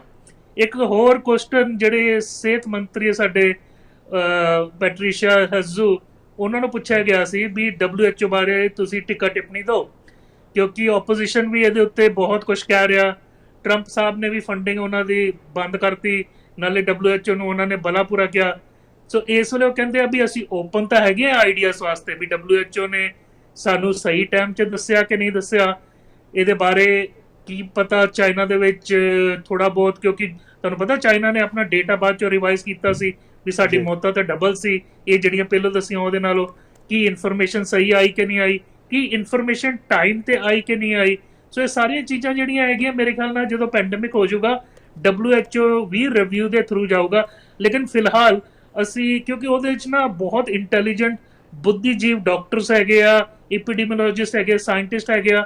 ਸੋ ਸਾਡੇ ਕੋਲ ਇੱਕੋ ਹੀ ਬੋਡੀ ਹੈਗੀ ਹੈ ਇੰਨੀ ਵੱਡੀ, ਇਸ ਲਈ ਸਾਨੂੰ ਉਹਨਾਂ ਦੇ ਨਾਲ ਫਿਲਹਾਲ ਤਾਂ ਅਲਾਈਨ ਹੋਣਾ ਹੀ ਚਾਹੀਦਾ। ਔਰ ਡਾਕਟਰ ਥਰੀਸਾ ਟੈਮ ਉਹਦੇ ਇੱਕ ਐਡਵਾਈਜ਼ਰੀ ਬੋਰਡ ਆ, ਉਹਨਾਂ ਦੇ ਵਿੱਚ ਵੀ ਬੰਦੇ ਆ, ਸੋ ਉਹਨਾਂ ਕੋਲ ਵੀ ਇਨਫੋਰਮੇਸ਼ਨ ਪਹਿਲੋਂ ਆਉਂਦੀ ਆ। ਡਾਕਟਰ ਸਾਹਿਬ, ਇੱਕ ਸਾਡੇ ਦਰਸ਼ਕਾਂ ਨੇ ਹੋਰ ਸਵਾਲ ਕੀਤਾ ਸੀ ਕਿ ਜਿਸ ਬੰਦੇ ਨੂੰ ਇੱਕ ਵਾਰੀ ਇਹ ਵਾਇਰਸ ਹੋ ਗਿਆ, ਉਹਦੇ ਤੋਂ ਬਾਅਦ ਉਹਦੇ ਵਿੱਚ ਇਮਿਊਨਿਟੀ ਡਿਵੈਲਪ ਹੋ ਜਾਂਦੀ ਹੈ, ਉਹ ਕਿਤੇ ਇਦਾਂ ਦਾ ਸੁਣਨ ਵਿੱਚ ਆ ਰਿਹਾ ਕਿ ਆਪਣਾ ਬਲੱਡ ਜਾਂ ਸੀਰਮ ਕੁਝ ਦੂਜੇ ਲੋਕਾਂ ਨੂੰ ਦੇ ਰਹੇ ਆ। ਕੀ ਇਹਦੇ ਨਾਲ ਹੋ ਸਕਦਾ ਜੇ ਉਹਦਾ ਖੂਨ ਕਿਤੇ ਹੋਰ ਟ੍ਰਾਂਸਫਰ ਕਰ ਦਈਏ ਤਾਂ ਫਿਰ ਉਹ ਵਿਅਕਤੀ ਜਿਹੜਾ ਕਰੋਨਾ ਤੋਂ ਬਚ ਜਾਵੇ? ਇਹਨੂੰ ਆਪਾਂ ਕਹਿ ਰਹੇ ਨਾ ਵੀ ਪਲਾਜ਼ਮਾ ਥੈਰੇਪੀ ਜਾਂ ਐਂਟੀਬਾਡੀਜ਼ ਜਿਹੜੀਆਂ ਹੈਗੀਆਂ ਡੋਨੇਟ ਕਰਨੀਆਂ। ਜਿਹਦੇ ਵਿੱਚ ਕਰੋਨਾ ਹੋਇਆ ਉਹਦੇ ਕੁਛ ਨਾ ਕੁਛ ਲੈਵਲ ਐਂਟੀਬਾਡੀਜ਼ ਤਾਂ ਬਣਦਾ ਜੀ, ਇਹ ਨਹੀਂ ਪਤਾ ਵੀ 100% ਬਣਦਾ, ਬਟ ਇੰਨਾ ਪਤਾ ਵੀ ਲੈਵਲ ਆਫ ਐਂਟੀਬਾਡੀ ਜ਼ਰੂਰ ਬਣਦੀ ਹੈ, ਕਿਉਂਕਿ ਸਾਡਾ ਇਮਿਊਨ ਸਿਸਟਮ ਉਹਦੇ ਤੋਂ ਐਕਸਪੋਜ਼ ਹੋ ਕੇ ਜ਼ਰੂਰ ਬਣਾਊਗਾ। ਐਕਚੁਅਲੀ ਹੁਣੇ ਸਟੱਡੀ ਆਈ ਸੀ ਵੀ ਜਿਹੜੀ ਲੇਡੀਜ਼ ਆ ਉਹਦੇ ਵਿੱਚ 100% ਐਂਟੀਬਾਡੀਜ਼ ਬਣ ਰਹੀ ਹੈ। ਉਹਦਾ ਜਿਹੜਾ ਇਮਿਊਨ ਸਿਸਟਮ ਬੰਦਿਆਂ ਨਾਲੋਂ ਥੋੜਾ ਤਗੜਾ ਹੈਗਾ। ਸੋ ਜਿਹੜਾ ਪਲਾਜ਼ਮਾ ਹੈਗਾ, ਜਿਹਨੂੰ ਕੋਵਿਡ ਹੋ ਚੁੱਕਿਆ, ਉਹਦੀ ਟ੍ਰੀਟਮੈਂਟ ਵਾਸਤੇ ਬਹੁਤ ਕੰਟਰੀਜ਼ ਦੇ ਵਿੱਚ ਉਹ ਪਲਾਜ਼ਮਾ ਜਿਹੜਾ ਬਹੁਤ ਜ਼ਿਆਦਾ ਸਿੱਕ ਆਈਸੀਯੂ 'ਚ ਵਿਅਕਤੀ ਆ, ਜਿਹੜਾ ਜੀਵਨ ਔਰ ਮੌਤ ਦੀ ਬੈਟਲ ਦੇ ਵਿੱਚ ਸ਼ਾਮਿਲ ਆ, ਉਹਦੇ 'ਚ ਯੂਜ਼ ਕੀਤਾ ਜਾ ਰਿਹਾ। ਕਈ ਜਗ੍ਹਾ ਬਹੁਤ ਸਕਸੈਸ ਮਿਲਦੀ, ਕਈ ਜਗ੍ਹਾ ਨਹੀਂ ਮਿਲਦੀ। ਸੋ ਇੱਕ ਇਹ ਵੀ ਮੈਥਡ ਆਫ ਟ੍ਰੀਟਮੈਂਟ ਹੈਗਾ, ਔਰ ਇਹ ਕੋਈ ਨਵਾਂ ਨਹੀਂ ਆ, ਇਹ ਬੜਾ ਪੁਰਾਣਾ ਹੈ। ਜਦੋਂ ਟੀਕੇ ਜਾਂ ਵੈਕਸੀਨ ਨਹੀਂ ਅਵੇਲੇਬਲ ਸੀ, ਮੈਡੀਕਲ ਸਾਇੰਸ ਦੇ ਡਾਕੂਮੈਂਟਡ ਆ, ਉਹਦਾ ਪਲਾਜ਼ਮਾ ਹੀ ਜਿਹੜਾ ਸਟਰੋਂਗ ਵਿਅਕਤੀ ਹੈਗਾ, ਜਿਹੜਾ ਵੀ ਇਸ ਤੋਂ ਰਿਕਵਰਡ ਹੋਇਆ ਇਸ ਬਿਮਾਰੀ ਦਾ, ਉਹਦਾ ਦਿੰਦੇ ਹੁੰਦੇ ਸੀ। ਵੀ ਜਿਹੜਾ ਬਹੁਤ ਜ਼ਿਆਦਾ ਸਿੱਖ ਹੈ ਵੀ ਚਲੋ ਇਹ ਕੋਸ਼ਿਸ਼ ਕਰਕੇ ਦੇਖਦੇ ਆ, ਸੋ ਇਹਨੂੰ ਪਲਾਜ਼ਮਾ ਥੈਰੇਪੀ ਕਹਿੰਦੇ ਆ। ਲੇਕਿਨ ਅਗਰ ਮੇਰਾ ਕੋਈ ਚੀਜ਼ ਹੈ ਮੈਂ ਕਿਸੇ ਨੂੰ ਦਿੰਦਾ, ਅਗਲੇ ਬੰਦਾ ਨੂੰ ਐਲਰਜਿਕ ਰਿਐਕਸ਼ਨ ਹੋ ਸਕਦਾ, ਰਿਜੈਕਟ ਕਰ ਸਕਦਾ, ਜਾਂ ਇਹ ਇੰਟਰਾਵੀਨਸ ਦੇਣਾ ਪੈਂਦਾ। ਸੋ ਖੂਨ ਦੀ ਨਸ ਦੇ ਵਿੱਚ ਪੇਨ ਹੋ ਸਕਦਾ, ਇਨਫਲੇਮੇਸ਼ਨ ਹੋ ਸਕਦਾ, ਇਨਫੈਕਸ਼ਨ ਹੋ ਸਕਦਾ, ਇਹ ਥੋੜੇ ਬਹੁਤ ਰਿਸਕ ਵੀ ਹੈਗੇ। ਲੇਕਿਨ ਅਗਰ ਆਪਾਂ ਕਹੀਏ ਵੀ ਇਹ ਸਿਰਫ ਉਸ ਵਿਅਕਤੀ ਨੂੰ ਦੇ ਰਹੇ ਆ ਜਿਹਦੀ ਹਾਲਤ ਬਹੁਤ ਕਮਜ਼ੋਰ ਹੈਗੀ ਆ, ਜਾਂ ਜਿੱਦਾਂ ਬਿਲਕੁਲ ਮੌਤ ਦੇ ਲੱਗ ਗਿਆ, ਤਾਂ ਆ ਰਿਸਕ ਬਹੁਤ ਛੋਟੇ ਹੋ ਜਾਂਦੇ, ਕਿਉਂਕਿ ਇਹ ਮੈਨੇਜੇਬਲ ਰਿਸਕ ਆ। ਡਾਕਟਰ ਸਾਹਿਬ, ਇੱਕ ਹੋਰ ਸਵਾਲ ਆ ਕਿ ਇੰਡੀਆ ਵਿੱਚ ਜਿਹੜੇ ਲੋਕ ਬਹੁਤ ਜ਼ਿਆਦਾ ਸਾਫ਼ ਸਫਾਈ ਵਾਲੇ ਮਾਹੌਲ ਵਿੱਚ ਨਹੀਂ ਰਹਿੰਦੇ, ਜਾਂ ਇੱਥੇ ਵੀ ਜਿਹੜੇ ਲੋਕ ਪਿੰਡਾਂ ਤੋਂ ਆਏ ਆ, ਜਿਨ੍ਹਾਂ ਨੇ ਮਿੱਟੀ ਘੱਟਾ ਉਹਦੇ ਵਿੱਚ ਉਹਨਾਂ ਦਾ ਬਚਪਨ ਜਾਂ ਜਵਾਨੀ ਬੀਤੀ ਆ, ਉਹਨਾਂ ਦੀ ਇਮਿਊਨਿਟੀ ਸਟਰੋਂਗ ਹੁੰਦੀ ਆ। ਜਿਹੜੇ ਲੋਕ ਬਹੁਤ ਸਾਫ਼ ਸਫਾਈ ਦੇ ਵਿੱਚ ਹਮੇਸ਼ਾ ਤੋਂ ਰਹੇ ਆ, ਉਹਨਾਂ ਦੀ ਇਮਿਊਨਿਟੀ ਉਨੀ ਸਟਰੋਂਗ ਨਹੀਂ ਹੁੰਦੀ, ਉਹਨਾਂ ਨੂੰ ਕਰੋਨਾ ਵਾਇਰਸ ਹੋਣ ਦਾ ਜ਼ਿਆਦਾ ਖਤਰਾ ਆ ਦੂਜਿਆਂ ਦੇ ਮੁਕਾਬਲੇ। ਇਹਦੇ ਨਾਲ ਕੋਈ ਫਰਕ ਪੈਂਦਾ ਜੀ? ਬਿਲਕੁਲ ਸਹੀ ਸਵਾਲ ਹੈਗਾ ਜਸਕਰਨ ਜੀ। ਦੇਖੋ, ਜਿੰਨਾ ਤੁਹਾਡਾ ਇਮਿਊਨ ਸਿਸਟਮ ਬਚਪਨ ਤੋਂ ਇਨਫੈਕਸ਼ਨ ਨੂੰ, ਪੋਲਿਊਸ਼ਨ ਨੂੰ, ਮਿੱਟੀ ਘੱਟੇ ਨੂੰ, ਪੋਲਨ ਨੂੰ ਐਕਸਪੋਜ਼ਡ ਆ, ਓਨਾ ਜ਼ਿਆਦਾ ਤੈਨਾਤ ਰਹਿੰਦਾ। ਇਮਿਊਨ ਸਿਸਟਮ ਦੋ ਹਿੱਸੇ 'ਚ ਚੱਲਦਾ, ਬੀ ਸੈੱਲ ਤੇ ਟੀ ਸੈੱਲ। ਇਹ ਦੋਵੇਂ ਚਾਹੀਦੇ ਹੁੰਦੇ ਆ ਫਾਈਟ ਕਰਨ ਵਾਸਤੇ। ਔਰ ਅਸੀਂ ਦੇਖਦੇ ਹਾਂ ਈਵਨ ਬ੍ਰਿਟਿਸ਼ ਕੋਲੰਬੀਆ ਦੇ ਵਿੱਚ ਸਾਨੂੰ ਪਤਾ ਬੱਚਿਆਂ ਦੇ ਵਿੱਚ ਰਿਸਰਚ ਹੋਈ ਵੀ ਜਿਹੜੇ ਬੱਚੇ ਇੰਟੀਰੀਅਰ 'ਚ ਬਹੁਤ ਵੱਡੇ ਵੱਡੇ ਫਾਰਮ ਹੈਗੇ ਆ, ਜਿੱਥੇ ਪਸ਼ੂ ਹੈਗੇ ਆ, ਦਰਖਤ ਹੈਗੇ ਆ, ਪਰਾਗ ਆ, ਪੋਲਨ ਆ, ਘੱਟਾ ਆ, ਮਿੱਟੀ ਆ, ਉਹ ਬੱਚਿਆਂ ਨੂੰ ਐਲਰਜੀ ਤੇ ਸਾਹ ਦਮਾ ਔਰ ਇਨਫੈਕਸ਼ਨ ਘੱਟ ਹੁੰਦੇ। ਜਿਹੜੇ ਸ਼ਹਿਰਾਂ 'ਚ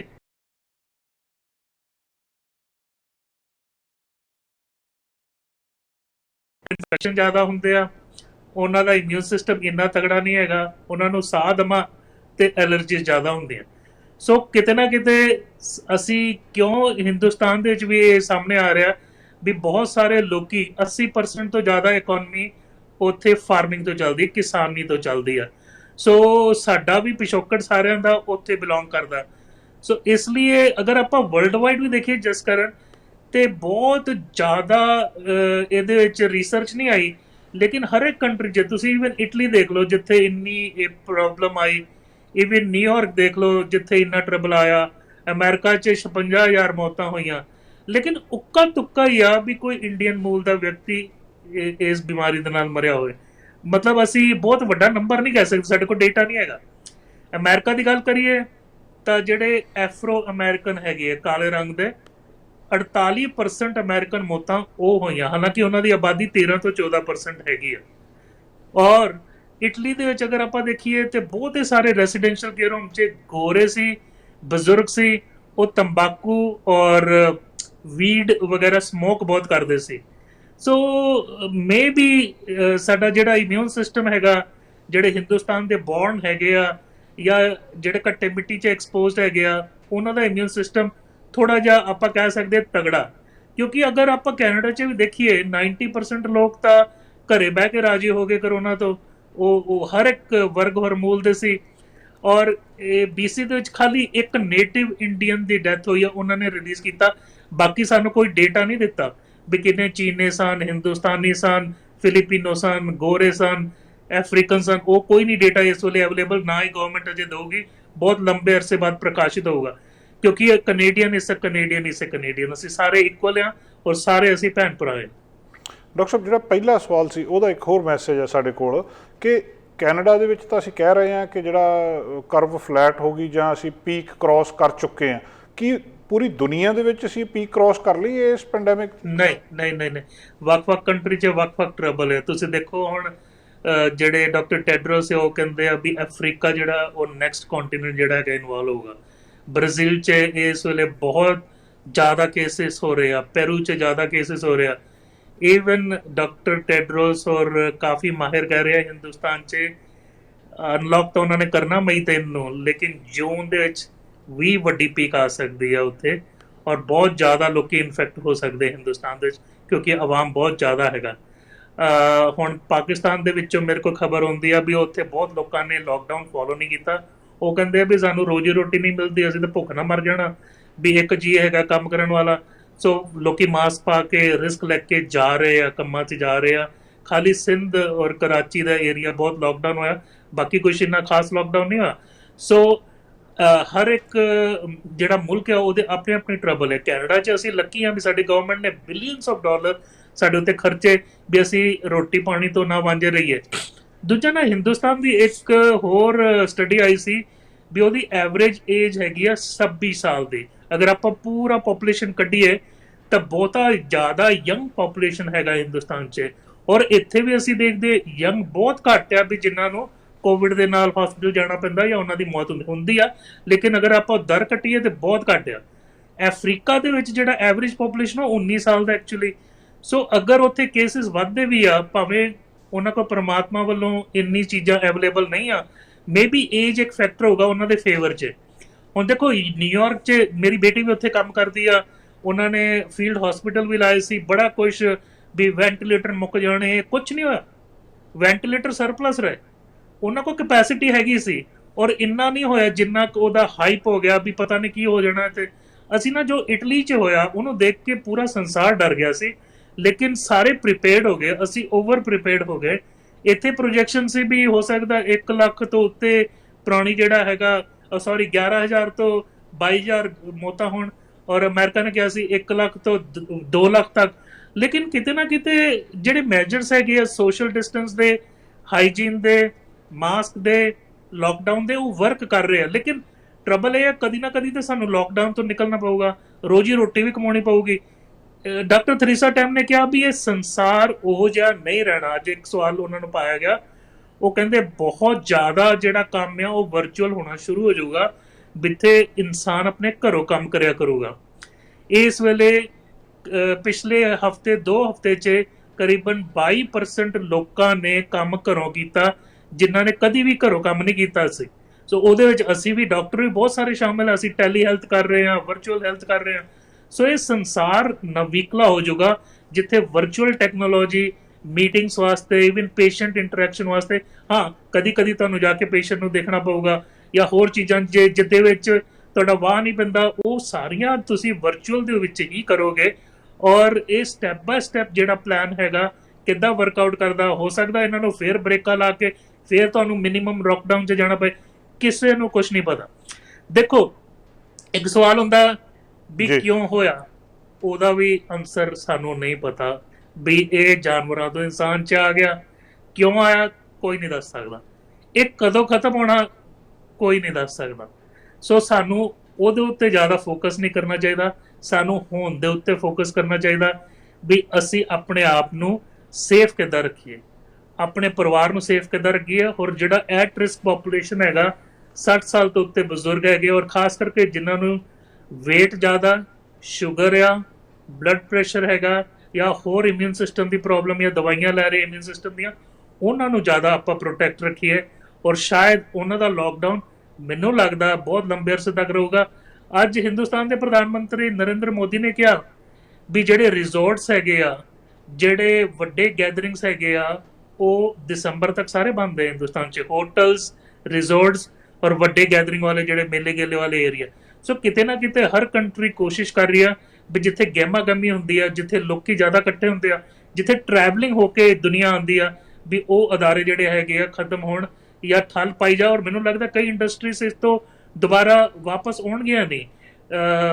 ਮੇਬੀ ਅਗਰ ਰਿਜ਼ੋਰਟ ਵਾਲੇ ਜਿਹੜੇ ਹੈਗੇ ਸਾਲ 2 ਸਾਲ ਲੋਕਡਾਊਨ ਰਹੇ, ਤੇ ਉਹ ਤਾਂ ਫਿਰ ਸਾਰੇ ਬੈਂਕਰਪਟ ਆ, ਬਹੁਤ ਔਖਾ। ਔਰ ਲੋਕੀ ਡਰਨਗੇ ਵੀ ਅਸੀਂ ਰਿਜ਼ੋਰਟਸ 'ਚ ਜਾਣਾ, ਅਸੀਂ ਹੋਟਲਸ 'ਚ ਜਾਣਾ, ਅਸੀਂ ਰੈਸਟੋਰੈਂਟਸ 'ਚ। ਸੋ ਇਹ ਸਾਰੀਆਂ ਚੀਜ਼ਾਂ ਜਿਹੜੀਆਂ ਹੈਗੀਆਂ ਸਾਨੂੰ ਹੌਲੀ ਹੌਲੀ ਹੌਲੀ ਹੌਲੀ ਵਾਚ ਕੇ ਚੱਲਣੀਆਂ ਪੈਣੀਆਂ। ਸੰਸਾਰ ਬਦਲ ਗਿਆ, ਯੁੱਗ ਬਦਲ ਗਿਆ, ਲੇਕਿਨ ਆਪਾਂ ਇਹਦੇ ਵਿੱਚੋਂ ਸਟੇਬਲ ਹੋ ਕੇ ਨਿਕਲਾਂਗੇ, ਟਾਈਮ ਜ਼ਰੂਰ ਲੱਗੂਗਾ।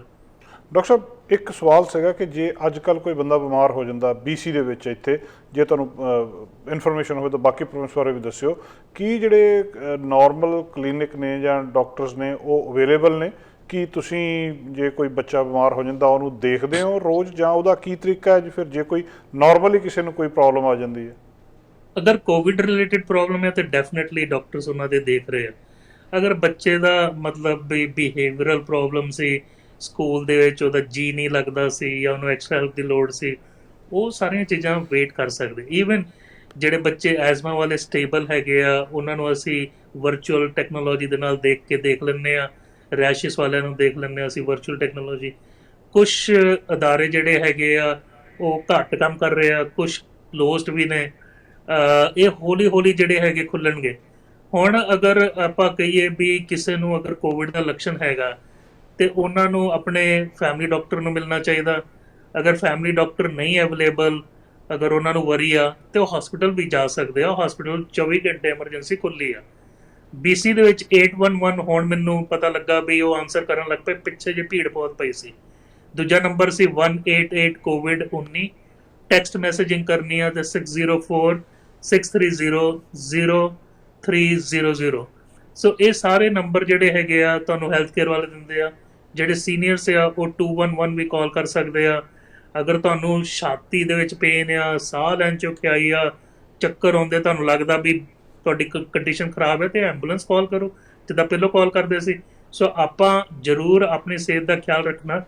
ਲੇਕਿਨ ਮੈਂ ਇਹ ਕਹੂੰਗਾ ਵੀ ਬਹੁਤ ਸਾਰੇ ਕਲੀਨਿਕਸ ਉਹਨਾਂ ਦਾ ਵੋਲਿਊਮ ਘਟ ਗਿਆ। ਬਹੁਤ ਸਾਰੇ ਜਿਹੜੇ ਡਾਕਟਰਸ ਆ, ਈਵਨ ਮੈਂ ਮੋਸਟਲੀ 75% ਮੇਰਾ ਕੰਮ ਵਰਚੁਅਲ ਹੋ ਗਿਆ। ਬਹੁਤ ਘੱਟ ਤੌਰ ਤੇ ਮੈਨੂੰ ਕਲੀਨਿਕ ਜਾ ਕੇ ਦੇਖਣਾ ਪੈਂਦਾ, ਔਰ ਉਹ ਵੀ ਅਸੀਂ ਮਾਸਕ ਲਾ ਕੇ ਬੜੀ ਪ੍ਰੀਕਾਸ਼ਨ ਕਰਕੇ ਦੇਖ ਰਹੇ ਹਾਂ। ਈਵਨ ਐਮਰਜੈਂਸੀਜ਼ ਦੇ ਵਿੱਚ ਕਰੀਬਨ 60% ਐਮਰਜੈਂਸੀ ਵਿਜ਼ਿਟ ਘਟ ਗਈਆਂ, ਜਿਹੜੇ ਐਮਰਜੈਂਸੀ ਦੇ ਵਿੱਚ ਡਾਕਟਰ ਕੰਮ ਕਰਦੇ ਆ ਫਰੰਟ ਲਾਈਨ 'ਚ, ਕਿਉਂਕਿ ਲੋਕੀ ਡਰ ਗਏ ਆ। ਲੇਕਿਨ ਡਰੋ ਨਾ, ਕਰੋਨਾ ਇੱਕ ਬਿਮਾਰੀ ਆ, ਲੇਕਿਨ ਸਰੀਰ ਨੂੰ ਤਾਂ ਕੋਈ ਵੀ ਬਿਮਾਰੀ ਹੋ ਸਕਦੀ ਆ। ਸੋ ਅਗਰ ਤੁਹਾਨੂੰ ਕੋਈ ਵੀ ਟਰਬਲ ਹੈਗਾ ਤੇ ਤੁਹਾਨੂੰ ਐਮਰਜੈਂਸੀ ਜਾਣਾ ਚਾਹੀਦਾ, ਅਗਰ ਕੋਈ ਐਮਰਜੈਂਸੀ ਪ੍ਰੋਬਲਮ ਹੈਗੀ ਆ। ਨਹੀਂ ਤੇ ਜਿਹੜੇ ਤੁਹਾਡੇ ਫੈਮਿਲੀ ਡਾਕਟਰ ਉਹਨਾਂ ਨਾਲ ਸੰਪਰਕ ਕਰੋ। ਅਗਰ ਜਿਹੜੇ ਤੁਹਾਡੇ ਸਪੈਸ਼ਲਿਸਟ ਇਨਵੋਲਵਡ ਹੈ ਉਹਨਾਂ ਦੇ ਨਾਲ ਵੀ ਕਰੋ। ਔਰ ਇਸ ਜਿਹੜਾ ਹੈਗਾ ਲੋਕਡਾਊਨ ਜਦੋਂ ਖੁੱਲਦਾ ਉਦੋਂ ਸਟੈਪ ਬਾय ਸਟੈਪ, ਹੁਣ ਦੇਖੋ ਕਲੀਨਿਕ 'ਚ ਕਈ ਵਾਰ ਤੁਸੀਂ ਦੇਖੋ ਫੈਮਿਲੀ ਡਾਕਟਰ ਦੀ ਗੱਲ ਕਰ ਲਓ ਜਾਂ ਮੇਰੀ ਕਲੀਨਿਕ ਕਰ ਲਓ, ਅਗਰ 15-20 ਚੇਅਰਸ ਹੈਗੀਆਂ ਤੇ ਕਈ ਵਾਰ ਜੀ ਸਾਰੀਆਂ ਆਕੂਪਾਈਡ ਹੁੰਦੀਆਂ।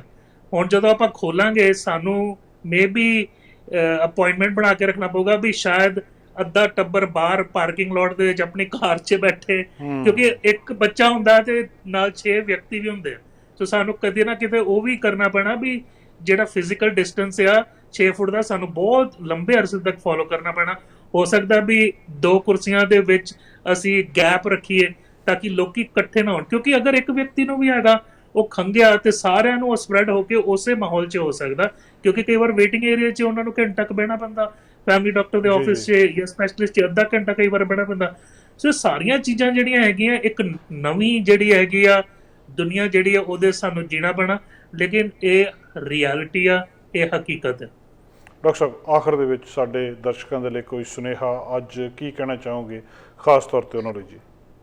ਮੈਂ ਇਹ ਕਹਿਣਾ ਚਾਹੂੰਗਾ, ਦੇਖੋ ਜਦੋਂ ਵੀ ਕੋਈ ਵੀ ਇਹੋ ਜਿਹੀ ਭੀੜ ਹੁੰਦੀ ਆ, ਪਹਿਲੋਂ ਵੀ ਆਈ ਆ, ਹੁਣ ਵੀ ਆਈ ਆ ਤੇ ਫਿਊਚਰ 'ਚ ਵੀ ਆਊਗੀ, ਲੇਕਿਨ ਹਮੇਸ਼ਾ ਜਦੋਂ ਆਪਾਂ ਉੱਠਦੇ ਆ ਨਾ ਉਦੋਂ ਆਪਾਂ ਪਹਿਲਾਂ ਸ਼ੁਕਰ ਕਰੀਏ, ਰੱਬਾ ਅੱਜ ਦਾ ਦਿਨ ਤੂੰ ਬੜਾ ਸੁੱਖ ਦਾ ਦਿੱਤਾ, 4 ਪੈਰ ਰਾਤ ਸੁੱਖ ਦੀ ਕੱਟ ਕੇ ਦਿੱਤੀ ਆ, ਉਹਦਾ ਪਹਿਲਾਂ ਸ਼ੁਕਰਾਨਾ ਕਰੀਏ, ਪੋਜ਼ਿਟਿਵ ਚ ਲਈਏ ਔਰ ਪੋਜ਼ਿਟਿਵ ਅਫਰਮੇਸ਼ਨਸ ਕਰੀਏ। ਮੈਨੂੰ ਐਫਰਮੇਸ਼ਨਸ ਦਾ ਪੰਜਾਬੀ ਅਨੁਵਾਦ ਨਹੀਂ ਹੁੰਦਾ ਵੀ ਆਪਣੇ ਮਨ ਦੇ ਨਾਲ ਪੋਜ਼ਿਟਿਵ ਗੱਲਾਂ ਕਰਨੀਆਂ। ਜਿੱਦਾਂ ਹੁਣ ਵਾਇਰਸ ਦੇਖੋ ਕਿੰਨਾ ਸੂਖਸ਼ਮ ਹੈ, ਸਾਨੂੰ ਇਲੈਕਟ੍ਰੋਨ ਮਾਈਕਰੋਸਕੋਪ ਥੱਲੇ ਦਿਸਦਾ ਹੈ ਨਾ, ਕਹਿਣਾ ਵੀ ਵਾਇਰਸ ਤੂੰ ਛੋਟਾ ਦੇਖ ਮੇਰੀ ਬੋਡੀ ਵੱਡੀ ਆ, ਤੂੰ ਭਾਵੇਂ ਜਿੰਨਾ ਮਰਜ਼ੀ ਆ, ਮੈਂ ਸਟਰੋਂਗ ਆ, ਮੈਂ ਤੇਰੇ ਉੱਤੇ ਵਿਜੇ ਪਾ ਸਕਦਾ, ਮੈਂ ਤੇਰੇ ਨਾਲ ਲੜਾਈ ਕਰ ਸਕਦਾ। ਇਹ ਪੋਜ਼ਿਟਿਵ ਗੱਲਾਂ ਹੀ ਜਿਹੜੀਆਂ ਹੈਗੀਆਂ ਤੁਹਾਡੇ ਇਮਿਊਨ ਸਿਸਟਮ ਨੂੰ ਸਟਰੋਂਗ ਰੱਖਦੀਆਂ।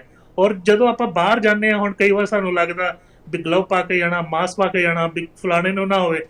ਅਗਰ ਸਮਝੋ ਹੁਣ ਉਹ ਵਿਅਕਤੀ ਕੰਮ ਕਰ ਰਿਹਾ, ਸਮਝੋ ਗਰੋਸਰੀ ਸਟੋਰ ਤੇ ਉਹ ਟੇਲਰ ਤੁਹਾਨੂੰ ਦੇ ਰਹੀ ਹੈ ਸਮਾਨ, ਜਾਂ ਤੁਹਾਡਾ ਫਾਰਮਾਸਿਸਟ ਤੁਹਾਨੂੰ ਦਵਾਈ ਦੇ ਰਿਹਾ, ਜਾਂ ਤੁਸੀਂ ਲੰਡਨ ਡਰੱਗ 'ਚ ਗਏ ਵਗੈਰਾ, ਉਹਨੂੰ ਵੀ ਦੁਆ ਦਿਓ ਵੀ ਉਹ ਵੀ ਤੇ 8 ਘੰਟੇ 10 ਘੰਟੇ ਡਿਊਟੀ ਕਰ ਰਿਹਾ ਜਾਂ ਕਰ ਰਹੀ ਹੈ ਵਿਅਕਤੀ, ਵੀ ਉਹ ਜਿਹੜਾ ਹੈਗਾ ਉਹਨੂੰ ਵੀ ਮਹਾਰਾਜ ਨਾ ਹੋਵੇ।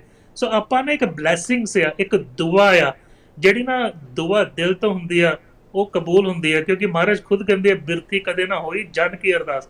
ਅਗਰ ਆਪਾਂ ਹਿਊਮਨ ਬਣ ਕੇ ਜਨ ਬਣ ਕੇ ਅਰਦਾਸ ਕਰੀਏ ਤੇ ਕਦੀ ਬਿਰਥੀ ਨਾ ਹੋਈ। ਨਾਨਕ ਪੂਰ ਗੋਬਿੰਦ ਦਾ ਪੂਰਨ ਗੁਣਟਾਸ। ਸੋ ਹਮੇਸ਼ਾ ਆਪਾਂ ਗ੍ਰੈਟੀਟਿਊਡ 'ਚ ਰਹੀਏ, ਆਪਣੇ ਮਨੋਬਲ ਨੂੰ ਸਟਰੋਂਗ ਰੱਖੀਏ, ਕਿਉਂਕਿ ਅੱਜ ਵੀ ਸਟੱਡੀਜ਼ ਆ ਰਹੀਆਂ ਵੀ 48% ਕੈਨੇਡੀਅਨ ਡਿਪਰੈਸ਼ਨ ਬਾਰੇ ਗੱਲਾਂ ਕਰਨ ਲੱਗ ਪਏ ਆ। ਨਿਊਯਾਰਕ ਦੇ ਵਿੱਚ ਬਹੁਤ ਵੱਡੀ ER ਦੀ ਸਪੈਸ਼ਲਿਸਟ ਆ, ਉਹਨੇ ਸੁਸਾਈਡ ਕਰ ਲਿੱਤੀ ਸੀ। ਉਹ ਸਾਰਿਆਂ ਨੂੰ ਤੁਹਾਨੂੰ ਖਬਰ ਪਤਾ, ਜਿਹੜੀ ਡਾਕਟਰ ਜਿਹੜੀ ਔਨ ਦਾ ਫਰੰਟ ਲਾਈਨ ਜਿਹਨੇ ਕੋਵਿਡ ਟ੍ਰੀਟ ਵੀ ਕੀਤਾ, ਆਪ ਵੀ ਕੋਵਿਡ ਹੋਇਆ ਸੀ। ਸੋ ਇਹ ਜਿਹੜੀ ਹੈਗੀ ਆ ਸਿਰਫ ਸਾਡੇ ਸਰੀਰ ਨਹੀਂ, ਸਾਡੀ ਮਾਨਸਿਕਤਾ ਦੇ ਉੱਤੇ ਵੀ ਅਸਰ ਕਰਦੀ ਆ। ਲੇਕਿਨ ਸਰੀਰ ਠੀਕ ਹੈ ਰੋਗੀ ਹੋ ਸਕਦਾ, ਮਨ ਨੂੰ ਤੇ ਆਪਾਂ ਠੀਕ ਰੱਖ ਸਕਦੇ ਹਾਂ। ਸੋ ਮਨ ਦੇ ਉੱਤੇ ਪੋਜ਼ਿਟਿਵਿਟੀ ਰੱਖੋ, ਐਕਸਰਸਾਈਜ਼ ਕਰੋ, ਅਗਲੇ ਦੀ ਭਲੇ ਬਾਰੇ ਸੋਚੋ। ਜਦੋਂ ਤੁਸੀਂ ਅਗਲੇ ਦੇ ਭਲੇ ਬਾਰੇ ਸੋਚੋਗੇ ਤੁਹਾਡੇ ਆਪੇ ਹੀ ਭਲਾ ਹੋ ਹੀ ਜਾਣਾ। ਜੀ ਬਹੁਤ ਬਹੁਤ ਸ਼ੁਕਰੀਆ ਡਾਕਟਰ ਸਾਹਿਬ, ਮਿਹਰਬਾਨੀ ਜੀ, ਤੁਸੀਂ ਸਮਾਂ ਕੱਢਿਆ ਔਰ ਸਾਨੂੰ ਅਪਡੇਟ ਦਿੱਤਾ, ਬਹੁਤ ਬਹੁਤ ਸ਼ੁਕਰੀਆ ਜੀ। ਬਹੁਤ ਬਹੁਤ ਧੰਨਵਾਦ, ਖੁਸ਼ ਰਹੋ, ਆਬਾਦ ਰਹੋ, ਹੱਸਦੇ ਰਹੋ, ਵਸਦੇ ਰਹੋ ਜੀ। ਬਹੁਤ ਬਹੁਤ ਸ਼ੁਕਰੀਆ ਜੀ। ਦੋਸਤੋ, ਇਹ ਸਨ ਡਾਕਟਰ ਪ੍ਰਗਟ ਸਿੰਘ ਪੁਰ ਜੀ, ਉਹਨਾਂ ਦੇ ਨਾਲ ਅਸੀਂ ਗੱਲਬਾਤ ਕੀਤੀ। ਰੋਜ਼ਾਨਾ ਦੀ ਤਰ੍ਹਾਂ ਸਾਡੇ ਲਈ ਜਾਣਕਾਰੀ ਲੈ ਕੇ ਹਾਜ਼ਰ ਹੁੰਦੇ ਨੇ, ਵਿਸ਼ੇਸ਼ ਤੌਰ 'ਤੇ ਇਹਨਾਂ ਦੇ ਅਸੀਂ ਧੰਨਵਾਦੀ ਹਾਂ। ਥੋੜ੍ਹਾ ਜਿਹਾ ਸਾਡੇ ਕੋਲ ਸਮਾਂ ਬਾਕੀ, ਉਹਦੇ ਵਿੱਚ ਕੁਝ ਖਬਰਾਂ ਭਾਰਤ ਤੋਂ ਦੋਸਤੋ ਆ ਰਹੀਆਂ ਨੇ। ਭਾਰਤ ਤੋਂ ਇੱਕ ਖਬਰ ਤਾਂ ਇਹ ਆ ਕਿ ਜਿਹੜੀ ਇਸ ਵੇਲੇ ਉੱਥੇ ਸਥਿਤੀ ਆ ਜਿਹੜੀ ਉਹ ਵਿਗੜ ਰਹੀ ਆ, ਥੋੜ੍ਹੀ ਜ਼ਿਆਦਾ ਪੇਸ਼ੈਂਟ ਆ ਰਹੇ ਨੇ। ਜਿਹੜੇ ਪੇਸ਼ੈਂਟ ਮਹਾਰਾਸ਼ਟਰ ਦੇ ਵਿੱਚ ਸਭ ਤੋਂ ਵੱਧ ਨੇ ਦੋਸਤੋ, 9200 ਦੇ ਕਰੀਬ ਪੇਸ਼ੈਂਟ ਇਕੱਲੇ ਮਹਾਰਾਸ਼ਟਰ 'ਚ ਨੇ। ਗੁਜਰਾਤ ਦੇ ਵਿੱਚ 3700 ਨੇ, ਫਿਰ ਦਿੱਲੀ, ਫਿਰ ਮੱਧ ਪ੍ਰਦੇਸ਼ ਅਤੇ ਫਿਰ ਜਿਹੜਾ ਰਾਜਸਥਾਨ ਅਤੇ ਪੰਜਾਬ ਦੇ ਵਿੱਚ ਦੋਸਤੋ ਹਾਲਾਤ ਥੋੜ੍ਹੇ ਜਿਹੇ ਅਜੇ ਕਾਬੂ 'ਚ ਕਹੇ ਜਾ ਸਕਦੇ ਆ। 342 ਟੋਟਲ ਮਰੀਜ਼ ਨੇ ਉੱਥੇ। ਜਲੰਧਰ ਦੇ ਵਿੱਚ 85 ਨੇ, ਸਾਹਿਬਜ਼ਾਦਾ ਅਜੀਤ ਸਿੰਘ ਨਗਰ ਦੇ ਵਿੱਚ 65 ਨੇ, ਪਟਿਆਲੇ 61 ਨੇ, ਪਠਾਨਕੋਟ 25 ਨੇ ਅਤੇ ਸ਼ਹੀਦ ਭਗਤ ਸਿੰਘ ਨਗਰ ਨਵਾਂ ਸ਼ਹਿਰ ਦੇ ਵਿੱਚ 20 ਮਰੀਜ਼ ਨੇ। ਫਿਰੋਜ਼ਪੁਰ, ਗੁਰਦਾਸਪੁਰ, ਸ਼੍ਰੀ ਮੁਕਤਸਰ ਸਾਹਿਬ ਇਹਨਾਂ ਵਿੱਚ ਇੱਕ ਮਰੀਜ਼ ਆ। ਔਰ ਬਰਨਾਲਾ, ਫਤਿਹਗੜ੍ਹ ਸਾਹਿਬ, ਫਰੀਦਕੋਟ, ਇੱਥੇ ਫਤਿਹਗੜ੍ਹ ਸਾਹਿਬ ਦੇ ਵਿੱਚ ਵੀ 2-2 ਮਰੀਜ਼ ਨੇ। ਸੋ ਬਹੁਤ ਸਾਰੇ ਹਾਲਾਤ ਚੰਗੇ ਨੇ, ਪਰ ਜਲੰਧਰ, ਸਾਹਿਬਜ਼ਾਦਾ ਅਜੀਤ ਸਿੰਘ ਨਗਰ ਅਤੇ ਪਠਾਨਕੋਟ, ਪਟਿਆਲਾ, ਜਲੰਧਰ, ਸਾਹਿਬਜ਼ਾਦਾ ਅਜੀਤ ਸਿੰਘ ਨਗਰ ਅਤੇ ਪਟਿਆਲਾ, ਚੌਥੇ ਨੰਬਰ ਤੇ ਪਠਾਨਕੋਟ ਆ। ਇੱਥੇ ਮਰੀਜ਼ਾਂ ਦੀ ਗਿਣਤੀ ਕਾਫੀ ਜ਼ਿਆਦਾ ਆ, ਵੱਧ ਰਹੀ ਆ। ਇਹ ਇੱਕ ਚਿੰਤਾ ਵੀ ਜਿਹੜੀ ਇਹਦੇ ਨਾਲ ਸਾਹਮਣੇ ਆ ਰਹੀ ਹੈ। ਬਹੁਤ ਸਾਰੇ ਜਿਹੜੇ ਲੋਕ ਨੇ ਪੰਜਾਬ ਤੋਂ ਬਾਹਰ ਗਏ ਸੀ, ਲੋਕਡਾਊਨ ਦੇ ਕਾਰਨ ਉੱਥੇ ਰੁਕ ਗਏ ਸੀ। ਅਸੀਂ ਗੱਲਬਾਤ ਕੀਤੀ ਸੀ ਹਜ਼ੂਰ ਸਾਹਿਬ ਤੋਂ ਕੁਝ ਜਿਹੜੇ ਲੋਕ ਸੀ ਉਹ ਆਏ ਸੀ, ਉੱਥੇ ਸੰਗਤ ਜਿਹੜੀ ਆ ਵਾਪਸ ਆਏ ਸੀ। ਉਹਨਾਂ 'ਚੋਂ ਤਰਨਤਾਰਨ ਦੇ ਵਿੱਚ, ਫਗਵਾੜੇ ਦੇ ਵਿੱਚ ਕੁਝ ਮਰੀਜ਼ ਨਿਕਲੇ। ਬਹੁਤ ਸਾਰੇ ਲੋਕ ਦੋਸਤੋ ਮਜ਼ਦੂਰੀ ਕਰਨ ਰਾਜਸਥਾਨ ਦੇ ਵਿੱਚ ਗਏ ਸੀ। ਪੰਜਾਬ ਤੋਂ ਮਜ਼ਦੂਰੀ ਕਰਨ ਦੇ ਲਈ ਰਾਜਸਥਾਨ 2500 ਦੇ ਨੇੜੇ ਤੇੜੇ ਮਜ਼ਦੂਰ ਗਏ ਸੀ। ਉਹਨਾਂ ਨੂੰ 61 ਬੱਸਾਂ ਦੇ ਰਾਹੀਂ ਕੱਲ੍ਹ ਪੰਜਾਬ ਲਿਆਂਦਾ। ਪੰਜਾਬ ਲਿਆ ਕੇ ਉਹਨਾਂ ਨੂੰ ਸਾਰਿਆਂ ਨੂੰ ਜਿਹੜਾ ਕੁਆਰੰਟਾਈਨ ਕੀਤਾ ਗਿਆ ਵੀ ਤੁਸੀਂ ਆਈਸੋਲੇਟ ਹੋ ਜਾਓ, ਆਪਣੇ ਘਰਾਂ ਦੇ ਵਿੱਚ ਰਹੋ। ਉਹਨਾਂ ਸਾਰਿਆਂ ਦੀ ਟੈਸਟਿੰਗ ਹੋਈ ਹੈ, ਜਿੰਨੇ ਦੇ ਜਿੰਨੇ 2500 ਦੇ ਕਰੀਬ 61 ਬੱਸਾਂ ਗਈਆਂ ਉਹਨਾਂ ਨੂੰ ਉੱਥੋਂ ਰਾਜਸਥਾਨ ਤੋਂ ਲੈਣ। ਜਿਹੜਾ ਉੱਥੇ ਇੱਕ ਪਿੰਡ ਆ ਗੁਮਜਾਲ, ਉਹ ਗੁਮਜਾਲ ਪਿੰਡ ਤੋਂ ਫਿਰ ਇਹ ਸਾਰੇ ਲੈ ਕੇ ਆਏ। 25 ਟੀਮਾਂ ਬਣਾਈਆਂ ਗਈਆਂ, ਉਹਨਾਂ ਦੀ ਬਹੁਤ ਵੱਡੇ ਪੱਧਰ ਦੇ ਉੱਤੇ ਜਾਂਚ ਹੋਈ ਹੈ ਤਾਂ ਕਿ ਕੋਈ ਵੀ ਮਰੀਜ਼ ਉੱਧਰੋਂ ਇੱਧਰਲੇ ਪਾਸੇ ਨਾ ਆ ਜਾਣ। ਉਹਨਾਂ ਦੇ ਵਿੱਚ ਬਹੁਤ ਸਾਰੇ ਮਜ਼ਦੂਰਾਂ ਦੇ ਵਿੱਚ ਬਹੁਤ ਸਾਰੇ ਪੜ੍ਹਨ ਵਾਲੇ ਵੀ ਜਿਹੜੇ ਉਹ ਸ਼ਾਮਲ ਸੀ। ਇਹ ਜਿਹੜੇ ਲੋਕ ਪੰਜਾਬ ਤੋਂ ਮਜ਼ਦੂਰੀ ਕਰਨ ਰਾਜਸਥਾਨ ਦੇ ਵਿੱਚ ਗਏ ਸੀ, ਇਹ ਉਹ ਲੋਕ ਨੇ ਜਿਹੜੇ ਉੱਥੋਂ ਵਾਪਸ ਆਏ ਨੇ। ਜਿੱਦਾਂ ਫਾਜ਼ਿਲਕਾ ਤੋਂ 1100 ਬੰਦਾ ਉੱਥੇ ਮਜ਼ਦੂਰੀ ਕਰਨ ਗਿਆ ਸੀ, ਮੁਕਤਸਰ ਸਾਹਿਬ ਤੋਂ 683, ਬਠਿੰਡੇ ਤੋਂ 300, ਇੱਦਾਂ ਹੀ ਦੂਰੋਂ ਵੀ, ਕਪੂਰਥਲੇ ਤੋਂ 29 ਸੀਗੇ, ਜਲੰਧਰ ਤੋਂ 15 ਸੀਗੇ। ਇਹ ਸਾਰੇ ਲੋਕ ਉੱਥੇ ਮਜ਼ਦੂਰੀ ਕਰਨ ਗਏ ਸੀ। ਉੱਥੋਂ ਜਦੋਂ ਇਹ ਸਾਰਾ ਕੁਝ ਸ਼ੁਰੂ ਹੋ ਗਿਆ ਉਹਦੇ ਤੋਂ ਬਾਅਦ ਉੱਥੇ ਉਹ ਫਸ ਗਏ, ਉੱਥੋਂ ਵਾਪਸ ਨਹੀਂ ਆ ਸਕੇ। ਉਹਨਾਂ ਨੂੰ ਹੁਣ ਉੱਥੋਂ ਵਾਪਸ ਲਿਆਂਦਾ ਆ। ਉਹਨਾਂ ਨੂੰ ਪੂਰਾ ਜਿਹੜਾ ਉਹਨਾਂ ਦਾ ਜਾਂਚ ਕੀਤੀ ਗਈ ਆ ਔਰ ਉੱਥੇ ਗੁਮਜਾਲ ਦੇ ਵਿੱਚ ਜਿਹੜੇ ਲੋਕ ਫਸੇ ਸੀ ਉੱਥੇ ਉਹਨਾਂ ਨੇ ਜਿਹੜੇ ਇੱਕ ਡੇਰਾ ਉੱਥੇ ਰਾਧਾ ਸੁਆਮੀ ਸਤਸੰਗ ਆ, ਉਹਨਾਂ ਨੇ ਇਹਨਾਂ ਨੂੰ 3000 ਦੇ ਕਰੀਬ ਕਹਿੰਦੇ ਪੈਕਟ ਰੱਖੇ ਸੀ। ਉਹਨਾਂ ਨੇ ਉੱਥੇ ਜਿਹੜੀ ਆ ਇਹਨਾਂ ਦੇ ਖਾਣੇ ਦਾ ਉੱਥੇ ਪ੍ਰਬੰਧ ਕੀਤਾ। ਨਾਲ ਹੀ ਗੁਰਦੁਆਰਾ ਹਰੀਪੁਰ ਪ੍ਰਬੰਧਕ ਕਮੇਟੀ ਹੈ ਗੁਮਜਾਲ, ਉਹਨਾਂ ਨੇ ਸਾਰੇ ਲੋਕਾਂ ਨੇ ਉਹਨਾਂ ਨੂੰ ਉੱਥੇ ਲਿਆ ਕੇ ਜਿਹੜਾ ਖਾਣਾ ਪਾਣੀ ਛਕਾਇਆ। ਉਹਦੇ ਤੋਂ ਬਾਅਦ ਇਹ ਆਪਣੇ ਥਾਵਾਂ ਦੇ ਉੱਤੇ ਚਲੇ ਗਏ। ਜਿੱਥੇ ਪਹਿਲਾਂ ਅਸੀਂ ਪੰਜਾਬ ਦੇ ਵਿੱਚ ਖਬਰਾਂ ਸੁਣਦੇ ਸੀ ਕਿ ਫਲਾਣੇ ਥਾਂ ਦੇ ਉੱਤੇ ਇੱਕ ਮਰੀਜ਼ ਨੂੰ ਕਰੋਨਾ ਵਾਇਰਸ ਹੋ ਗਿਆ, ਉਹਨੂੰ ਪੁਲਿਸ ਨੇ ਕਿਹਾ ਕਿ ਤੈਨੂੰ ਹਸਪੀਟਲ ਲੈ ਕੇ ਜਾਣਾ, ਤੇ ਹਸਪੀਟਲ 'ਚੋਂ ਭੱਜ ਗਿਆ, ਬਾਅਦ ਦੇ ਵਿੱਚ ਉਹਨੂੰ ਅਰੈਸਟ ਕੀਤਾ। ਪਰ ਇਹਦੇ ਨਾਲ ਹੁਣ ਲੋਕ ਜਿੱਦਾਂ ਡਾਕਟਰ ਸਾਹਿਬ ਕਹਿ ਰਹੇ ਸੀ ਕਿ ਦੁਨੀਆ ਬਦਲ ਰਹੀ ਹੈ, ਜਾਗਰੂਕ ਹੋ ਰਹੇ ਆ। ਜਿਹੜੇ ਲੋਕ ਹਜ਼ੂਰ ਸਾਹਿਬ ਤੋਂ ਵਾਪਸ ਆਏ ਸੀ ਉਹਨਾਂ ਦੇ ਵਿੱਚੋਂ ਕੁਝ ਲੋਕ ਸੀਗੇ ਮੋਗੇ ਦੇ ਵਿੱਚ, ਉਹਨਾਂ ਨੇ ਘਰ ਦੇ ਵਿੱਚ ਰਹਿਣਾ ਸੀ, ਪਰ ਘਰ ਦੇ ਆਪਣੇ ਉਹਨਾਂ ਨੂੰ ਜਿਹੜੇ ਉੱਥੋਂ ਆਏ ਸੀ 2 ਜਣੇ, ਉਹਨਾਂ ਨੂੰ ਲੈ ਕੇ ਹਸਪੀਟਲ ਚਲੇ ਗਏ ਵੀ ਇਹਨਾਂ ਨੂੰ ਹਸਪੀਟਲ 'ਚ ਦਾਖਲ ਕਰ ਲਓ। ਸ਼ੁਰੂ ਦੇ ਵਿੱਚ ਜਦੋਂ ਕੋਵਿਡ-19 ਹੋਇਆ ਸੀ ਲੋਕ ਉਲਟੇ ਸੀ, ਭੱਜ ਰਹੇ ਸੀ ਕਿ ਸਾਨੂੰ ਹਸਪੀਟਲ 'ਚ ਨਾ ਰੱਖੋ, ਅਸੀਂ ਦੌੜ ਜਾਣਾ। ਹੁਣ ਜਿਹੜੇ ਹਾਲਾਤ ਸਾਹਮਣੇ ਆ ਰਹੇ ਉਹਦੇ ਤੋਂ ਉਲਟੇ ਆ। ਸਰਕਾਰ ਨੇ, ਸਿਹਤ ਵਿਭਾਗ ਨੇ ਉਹਨਾਂ ਨੂੰ ਕਿਹਾ ਸੀ ਆਪਣੇ ਘਰਾਂ ਦੇ ਵਿੱਚ ਆਈਸੋਲੇਟ ਹੋ ਜਾਓ, ਪਾਸਿਆਂ ਦੇ ਉੱਤੇ ਕਿਤੇ ਨਾ ਕਿਤੇ ਇਕੱਲੇ ਰਹਿ ਲਓ, ਪਰ ਘਰ ਦੇ ਕਹਿੰਦੇ ਸਾਨੂੰ ਫਿਰ ਵੀ ਖਤਰਾ ਆ। ਉਹ ਉਹਨਾਂ ਨੂੰ ਹਸਪੀਟਲ ਦੇ ਵਿੱਚ ਲੈ ਕੇ ਆਏ ਤੇ ਉੱਥੇ ਉਹਨਾਂ ਨੇ ਲਿਆ ਕੇ ਉਹਨਾਂ ਨੂੰ ਜਿਹੜਾ ਆ ਵੱਖਰੀ ਥਾਂ ਦੇ ਉੱਤੇ ਰੱਖਿਆ। ਸੋ ਜਿਹੜੀਆਂ ਔਰ ਕਰਫਿਊ ਜਿਹੜਾ ਉੱਥੇ ਹੈਗਾ ਉਹ ਅੰਦਾਜ਼ਾ ਲਾਇਆ ਜਾ ਰਿਹਾ ਕਿ 15 ਮਈ ਤੱਕ ਜਿਹੜੀਆਂ ਵੱਧ ਸਕਦਾ ਆ। ਹਾਲਾਂਕਿ ਇਹ ਕਿਹਾ ਗਿਆ ਕਿ ਜਦੋਂ ਕਰਫਿਊ ਖੋਲ੍ਹਣਾ, ਲੋਕਡਾਊਨ ਉਹ ਜਿਹੜਾ ਚੱਕਣਾ ਆ, ਉਸ ਵੇਲੇ ਜਿਹੜੀਆਂ ਸਿਹਤ ਵਿਭਾਗ ਦੀਆਂ ਤਿਆਰੀਆਂ ਆ ਉਹ ਜ਼ਿਆਦਾ ਹੋਣੀਆਂ ਚਾਹੀਦੀਆਂ। ਪਰ ਬਹੁਤ ਸਾਰੀਆਂ ਸਰਕਾਰ ਦੀਆਂ ਸਿਫਾਰਿਸ਼ਾਂ ਵੀ ਆ, ਪਰ ਫਿਰ ਵੀ ਹਜੇ ਜਿਹੜਾ ਮੋਟਾ ਜਿਹਾ ਅੰਦਾਜ਼ਾ ਲਾਇਆ ਜਾ ਰਿਹਾ ਕਿ ਇਹ 15 ਮਈ ਤੱਕ ਜਿਹੜਾ ਕਰਫਿਊ ਆ ਜੇ ਵੱਧ ਸਕਦਾ। ਸੋ ਦੋਸਤੋ, ਅੱਜ ਦਾ ਪ੍ਰੋਗਰਾਮ ਇੱਥੇ ਸਮਾਪਤ ਕਰਦੇ ਹਾਂ। ਕੱਲ੍ਹ ਫਿਰ ਹਾਜ਼ਰ ਹੋਵਾਂਗੇ ਕੁਝ ਖਬਰਾਂ ਤੇ ਕੁਝ ਕੋਵਿਡ-19 ਦੀਆਂ ਅਪਡੇਟਸ ਲੈ ਕੇ ਤੁਹਾਡੇ ਨਾਲ ਦੁਬਾਰਾ ਗੱਲਬਾਤ ਕਰਾਂਗੇ। ਅਲਵਿਦਾ ਦੋਸਤੋ। ਸਾਡਾ ਹਰ ਇੱਕ ਪ੍ਰੋਗਰਾਮ ਦੇਖਣ ਤੇ ਸਾਡੇ ਨਾਲ ਜੁੜਨ ਲਈ ਸਬਸਕ੍ਰਾਈਬ ਕਰੋ ਚੈਨਲ ਪੰਜਾਬੀ ਤੇ ਨੋਟੀਫਿਕੇਸ਼ਨ ਲਈ ਬੈਲ ਆਈਕਨ ਵਾਲੇ ਬਟਨ ਤੇ ਕਲਿੱਕ ਕਰੋ।